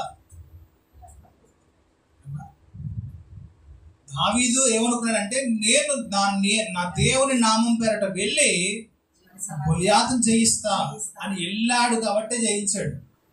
నీవు కూడా గొలియాతు వంటి నీ శరీరాన్ని జయించాలి. చెప్పండి అమ్మా. ఎవరితో జయించాలంటే దావీదు లాంటి నీ ఆత్మతో. దేనికి స్తోత్రం. నీ ఆత్మ చిన్నదే కానీ నీకు తెలియదని తెలుసా, దాని సామర్థ్యత చాలా గొప్పది. నీవు ఆత్మ ద్వారా ప్రపంచాలు మార్చచ్చు, నీవు ఆత్మ ద్వారా యుద్ధాలు జయించవచ్చు, అపవాదిని కాళ్ళ కింద పెట్టుకోకూడదా? చెప్పండి అమ్మా. ఏదన్నా చేయొచ్చు, కానీ నువ్వు అనిపించాలి నేను చెయ్యాలి అని నీలో కొట్టాలి. అది నువ్వు దాన్ని అది నీలోనే ఉంది. అది యేసు ప్రభు వారు చాలా విషయాలు చెప్పాడు అక్కడ ఉన్నటువంటి అందరితో. కానీ అందరూ మారేరా? ఆయనే మార్చలేకపోయాడు ఆఫ్టర్ ఆల్ లేనంత. అయితే ఏదైనా సరే ఒకటి, దేవుని రాజ్యంలో నీ జీవితం కట్టబడాలి, దేవుని రాజ్యానికి అనుకూలంగా మార్చబడాలి. దేనికి స్తోత్రం. దేనికైనా ఎక్స్క్యూజ్ ఉంటాయండి, దేనికైనా కృప దొరుకుతుందండి, కానీ ఆయన రాకడ విషయంలో కృప పనిచేయదు. ఎక్కడి వరకు ఉంది కృప? వచ్చే వరకే. ఎన్నిసార్లు పడినా, ఎన్నిసార్లు లేచినా, ఎన్నిసార్లు మాట్లాడుకున్నా, ఎన్నిసార్లు తిట్టుకున్నా, ఎన్నిసార్లు కొట్టుకున్నా, ఆయన వచ్చే వరకే ఈ కృప. ఒక్కసారిగా కడబోరం మోగినప్పుడు మధ్యాకాశంలో దేవుని యొక్క స్వరం వినబడినప్పుడు, అయ్యా నీ కృపతోనే తీసుకెళ్ళి ప్రభా, కృప నిరర్థకము చేసుకుంది నువ్వే, విలువైన కృపను పాడు చేసుకుంది నువ్వే, దేవుడిచ్చిన సమయాన్ని వృధా చేసుకుంది నువ్వే. నీవు దేవుడిచ్చిన సమయం తక్కువ ఎక్కువ? ఇప్పుడు దాకా ఎన్ని సంవత్సరాలు ఇచ్చాడు? ఇక ముందు ఎన్ని ఇస్తాడో మనకు తెలియదు. అయితే ఇచ్చిన ప్రతి క్షణము కూడా దేవుడు ఇచ్చిన మహాకృప, దానికి స్తోత్రం. దాన్ని విలువగా చేసుకోవాలి. ఇప్పుడు అసలు ఎగ్జామ్స్ రాస్తున్నప్పుడు టైం అయిపోయింది, నీకు అన్నీ వచ్చి రాయడం టైం అయిపోయింది, ఇంకా నువ్వు రాయాల్సిన 50 మార్క్స్ ఉన్నాయి, ఏంటి పరిస్థితి? ఒక్క హాఫ్ అన్ అవర్ టైమే ఉండే, ఒక్క గంట టైమే ఉండే, అది ఇస్తారా? ఇస్తే నువ్వు ఏంటి చూపించుకోగలవు, అంతకు ముందు కూడా చేయగలవు. అంతకుముందు గంటన్నర ఏం చేసావు? ఆల్తో సోదేశావు.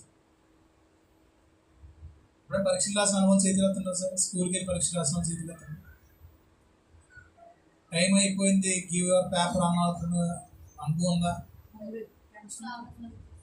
అండి? నాకు మొన్న రీసెంట్గా 2 రోజుల క్రితం కలుస్తుంది, 10th క్లాస్ పరీక్ష రాస్తున్నాను నేను. అప్పుడు పాస్ అయినా మళ్ళీ ఎందుకు రావాలి, చదవట్లేదు కదా. ఇంకో భయం ఏంటంటే, ఇప్పుడు నాకు మార్కులు తక్కువ వచ్చినాయి అనుకోండి 10thలో, నా ముందు కొన్ని ఉంటాయి కదా, వీళ్ళ ముందు నేను తల ఎత్తుకోలే ఉన్నా కదా. ఇన్ని మార్కులు వచ్చి తిరగదాం అందరినీ, సిగ్గు ఉందా, సెలవు ఉందా, స్కూల్కి వెళ్తున్నావు, కాలేజ్కి వెళ్తున్నావు, బూతులు తిడతాం కదా. ఇప్పుడు వాళ్ళ ముందు నాకు మార్కులు తక్కువ ఏంటి పరిస్థితి? రాయడానికి టెన్షన్ రాలా, మార్కుల కోసం టెన్షన్, కళ్ళలోంచి లేగలేకపోతున్నాను జనిస్తూ. అంటే మనకు పరీక్షలు వచ్చినప్పుడు ఎదుర్కోవాలనేటువంటి పరిస్థితి వచ్చేటప్పుడు ఖచ్చితంగా టెన్షన్ వస్తుంది. కనుక మనం కృపను ఏం చేయకూడదు అంటే నిరర్థకం చేయకూడదు. కృప ఉన్నప్పుడే ప్రతి దాన్ని సద్వినియోగం చేసుకోవాలి. ఎవరైతే కృపను సద్వినియోగం చేసుకుంటారో కృప వెంబడి కృపతో ప్రభువు నింపుతాడు. నీవు బలహీనురాలవు, బలహీనుడు అని తెలుసు, కానీ ఆత్మలో నువ్వు వర్ధిల్లడానికి ప్రయత్నం చేసినప్పుడు దేవుని ఆత్మ ద్వారా సహాయం దొరుకుతుంది. సాధారణంగా దావీదు తన కలిగిన బలంతో గొలియాతును జయించడం జరిగే పని కాదు. గొలియాతు తనకు ఉన్నటువంటి అనుభవంతో దావీదు తనకున్న అనుభవంతో గొలియాతును జయించలేడు. కానీ ఎవరిని బట్టి వెళ్ళాడు అంటే దేవుణ్ణి అడ్డుపెట్టుకుని వెళ్ళాడు. దానికి ఇష్టం దేవుని శక్తిని ఆధారం చేసుకుని వెళ్ళాడు. నా దేవుడు నాకు తోడై ఉంటాడు, నేను పడినా తిరిగి లేస్తా, నేను జయించగలుగుతాను. వాడు ఒక అన్యుడు, వాడు జయించడానికి పెద్ద కష్టం ఏంటని ధైర్యంగా వెళ్ళాడు. నువ్వు కూడా నీ శరీరాన్ని జయించగలను అని నీకు నువ్వు బలం తెచ్చుకోగలిగితే నీకు సహాయంగా దేవుని ఆత్మకార్యం జరుగుతూ ఉంటాడు. ఆ దేవుని ఆత్మ లేకుండా ఎన్ని సంవత్సరాలు జీవిస్తాం. దేవుని ఆత్మ లేక శరీరం జయిస్తుంది కనుక ఆత్మ ఓడిపోతుంది. శరీరం గెలుస్తుందా, ఆత్మ గెలుస్తుందా? ఈజీగా చెప్తాను మీకు, మీరు చెప్పుకోవచ్చు, మీకు మీరు సమాధానం చెప్పండి, నాకు చెప్పాల్సిన అవసరం ఉందా? ఏం గెలుస్తుంది? ఆత్మ ఫలం గెలుస్తుందా, శరీర కార్యాలు గెలుస్తున్నాయా? మరి ఇన్ని పరిస్థితుల్లో ఆత్మ చేత ఎందుకు మనం బలపరచబడలేకపోతాం? దేవుడు వదిలేస్తానన్నా మనల్ని ఏమన్నా? దేవుడు సాయం చేయడం చెప్పాడా? దేవుని లేపనం చెప్పాడా? దేవుని దగ్గర రానని చెప్పాడా? ఆయన తట్టు తిరిగితే ప్రభుని తట్టు తిరుగుతాడు. దానికి స్తోత్రం. తర్వాత చదండి, జయించువారు అలాగ తెల్లని వస్త్రం ధరించుకుంటారు, జీవ గ్రంథంలో నుండి. జయించువాడి యొక్క పేరు జీవ గ్రంథంలో నుండి ఎప్పటికీ తుడిచివేయబడదు. ఆమె చెప్తాం. ఎవరికంట? ఓడిపోయేవాడా, జయించేవాడా? మరలా చెప్పాలి, ఓడిపోయేవాడా, జయించేవాడా? మనం ఓడిపోతున్నాం, జయిస్తున్నాం. ఇక్కడి నుంచి చెప్తాం, జయిస్తాము. నేను చెప్తే కాదు, మీరు చెప్పాలి. మీరు చెప్తే అసలు జయించాం, మీరు చెప్తే అసలు క్రికెట్ ఆడడం, మీరు చెప్తే అసలు మేము ఏం ఆడమండి అంటారు. ఎవరు చెప్పాలి? మీరు చెప్పుకోవాలి. ఒక వాక్యం చెప్తుంది ఇక్కడ, మీరు జయించగలిగితే మీ పేరు జీవ గ్రంథంలో నుండి ఎంత మాత్రమో తుడిచిపెట్టడు.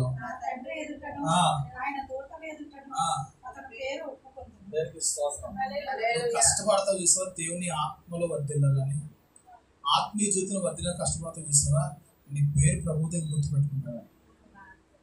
నువ్వు ఎన్నిసార్లు అపవాదంతో పోరాడావో దేవునికి తెలుసు. నువ్వు ఎన్నిసార్లు నీ శరీరంతో పోరాడావో దేవునికి తెలుసు. నువ్వు పోరాడిన ప్రతిదీ కూడా దేవుని దగ్గర లెక్కలో ఉండదు. దేవుని స్తోత్రం చెప్తాను. ఎక్కడ ఉంటుంది? ఎవరితో పోరాటం? పక్కింటి వాళ్ళతో గొడవతో కాదండి. పక్కింటి వాళ్ళతో గొడవ వేసుకోవడం చాలా ఈజీ. ఎంతసేపు పక్కింటి వాళ్ళతో గొడవ వెళ్ళడం అది కష్టమేం కాదు. ఇంకొకరితో గొడవకి వెళ్ళడం పెద్ద కష్టమే కాదు. అందరూ మాటలు నేర్పడమే, అవునా కదా? నాకు నోటి మాంజు అండి, నోటిలో నాలుగు లేదండి చెప్పండి ఎవరన్నా. నాకు మోసేలాగా నెత్తి పెదాలండి చెప్పండి ఎవరన్నా. గొడవ ఆడితే నేను తప్పని గెలుస్తారా? గొడవ ఆడితే నువ్వు తప్పని గెలుస్తా ఛాన్స్ ఇస్తా కాకుండా గెలవడానికి. ఇంకా వాళ్ళు అలసిపోయి బాబోయ్ నీకు దన్నం, నీతో నేను గెలవలేను వెళ్ళిపోవాలి. ఎవరో వాళ్ళతో బాగానే పోరాడుతాం, మరి నీ శరీరం పోరాడలేకపోతున్నావు. శరీరాన్ని మోకాలు ఏం చేసేయాలండి? దేవునికి స్తోత్రం. ఏం చేయించాలి? నీ మోకాలు వేస్తే నీకు నరాలు నొప్పి వచ్చి నడుములో పోతుంది. నడుము అమ్మా ఏంటమ్మా కొత్తగా మొదలెట్టు, ఇన్ని సంవత్సరాలు మోకాలు ఇలా కూర్చుని మాట వేసేగా ప్రార్థన చేసావు, కాలు సోపకనేగా ప్రార్థన చేసావు, గోడ కానుకనేగా ప్రార్థన చేసి కొత్తగా మోకాలు వేస్తాం ఏంటమ్మా, వద్దమ్మా అపసారం అని చెప్పుద్ది వెనకాల నుంచి. ఎవరు పోయి అనాలి? ఎవరినే ఎవరినాలి?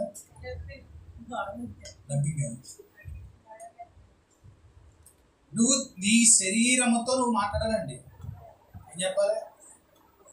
ఎప్పుడన్నా అలసలు వచ్చిందనుకోండి, వాకింగ్ చెప్తుంది ఎవరన్నా ఒక మైలు నడవమంటే నడవాలంట. నీ శరీరంతో నువ్వే చెప్పాలి ఈ మాట. నడుస్తావా? ఎక్కడ ఉందని నడక, ఇక్కడ ఆటో ఎక్కితే సంత చివరికి దిగుతామండి. అక్కడ సంత చివరికి ఇక్కడ రావడం కూడా ఆటో అయినండి. ఎక్కడన్నా నడక. శరీరాన్ని నువ్వు పోషిస్తున్నావు. ఏం చేస్తున్నావు? తెలియకుండా శరీరం మీద మనం ప్రేమ పెంచేసుకుని, శరీరం మీద ఇష్టం పెంచేసుకుని, శరీరానికి కావాల్సినంత పోషకాహారాలన్నీ పెట్టేసి ఆత్మను గుల చేస్తావు, ఆత్మను బలహీనం చేస్తావు. ఒకవేళ నీ శరీరము నీ ఆత్మ దెబ్బలాడుకుంటే ఫస్ట్ షార్ట్గా ఆత్మ పెడతావు. షార్ట్ కూడా అక్కర్లా, ఇలా దొరుకుతాయి చాలు. యుద్ధం అంటే ఎలా జరగాలి? ఎప్పుడో కోడి పందాలు చూసారా? చాలాసేపు జరగాలండి, ఎన్నిసార్లు కొట్టినా లేగాలండి. అప్పుడే అక్కడ ఆట రసపడి జరుగుతుంది. కానీ చాలా సింపుల్గా తెలియజేస్తుంది ఆత్మ మన శరీరంతో. ఒక దెబ్బ ఇవ్వకుండానే గాలికి పడిపోయిస్తే స్థితిలో పడిపోతున్నాం. ఇప్పుడు సహోదరులను జ్ఞాపకం చేసుకోండి, మనం జయించువారిగా ఉంటేనే జీవ గ్రంథంలో పేర్లు రాయబడతాయి. జయించువారిగా ఉండాలి. పక్కన వచ్చి మాట చెప్పండి. నువ్వు నాతో జయించాలి, నేను నీతో జయించాలి. చెప్పండి. అంతేనా? ఎవరెవరితో జయించాలి? శరీరం ఆత్మతో జయించాలా? శరీరం ఆత్మతో జయించాలా? ఆత్మ ఇప్పుడు మీరు ప్రాక్టీస్ పెట్టేసుకుని మధ్యాహ్నం గొడవ పడితే గెలిచేస్తారా? డైలీ ఎక్సర్సైజ్ కావాలండి. ఏం చేయాలి? నీ మీదకి యుద్ధాలు వస్తూ ఉంటాయి, నీ మీదకి బాణాలు వస్తూ ఉంటాయి. వీటన్నిటిని నువ్వు జయిస్తే నీకు అప్పుడు సులువు అవుతుంది. దానికి స్తోత్రం చెప్తాను. లేచి మోకరిద్దాం, ప్రార్థన చేసుకుందాం.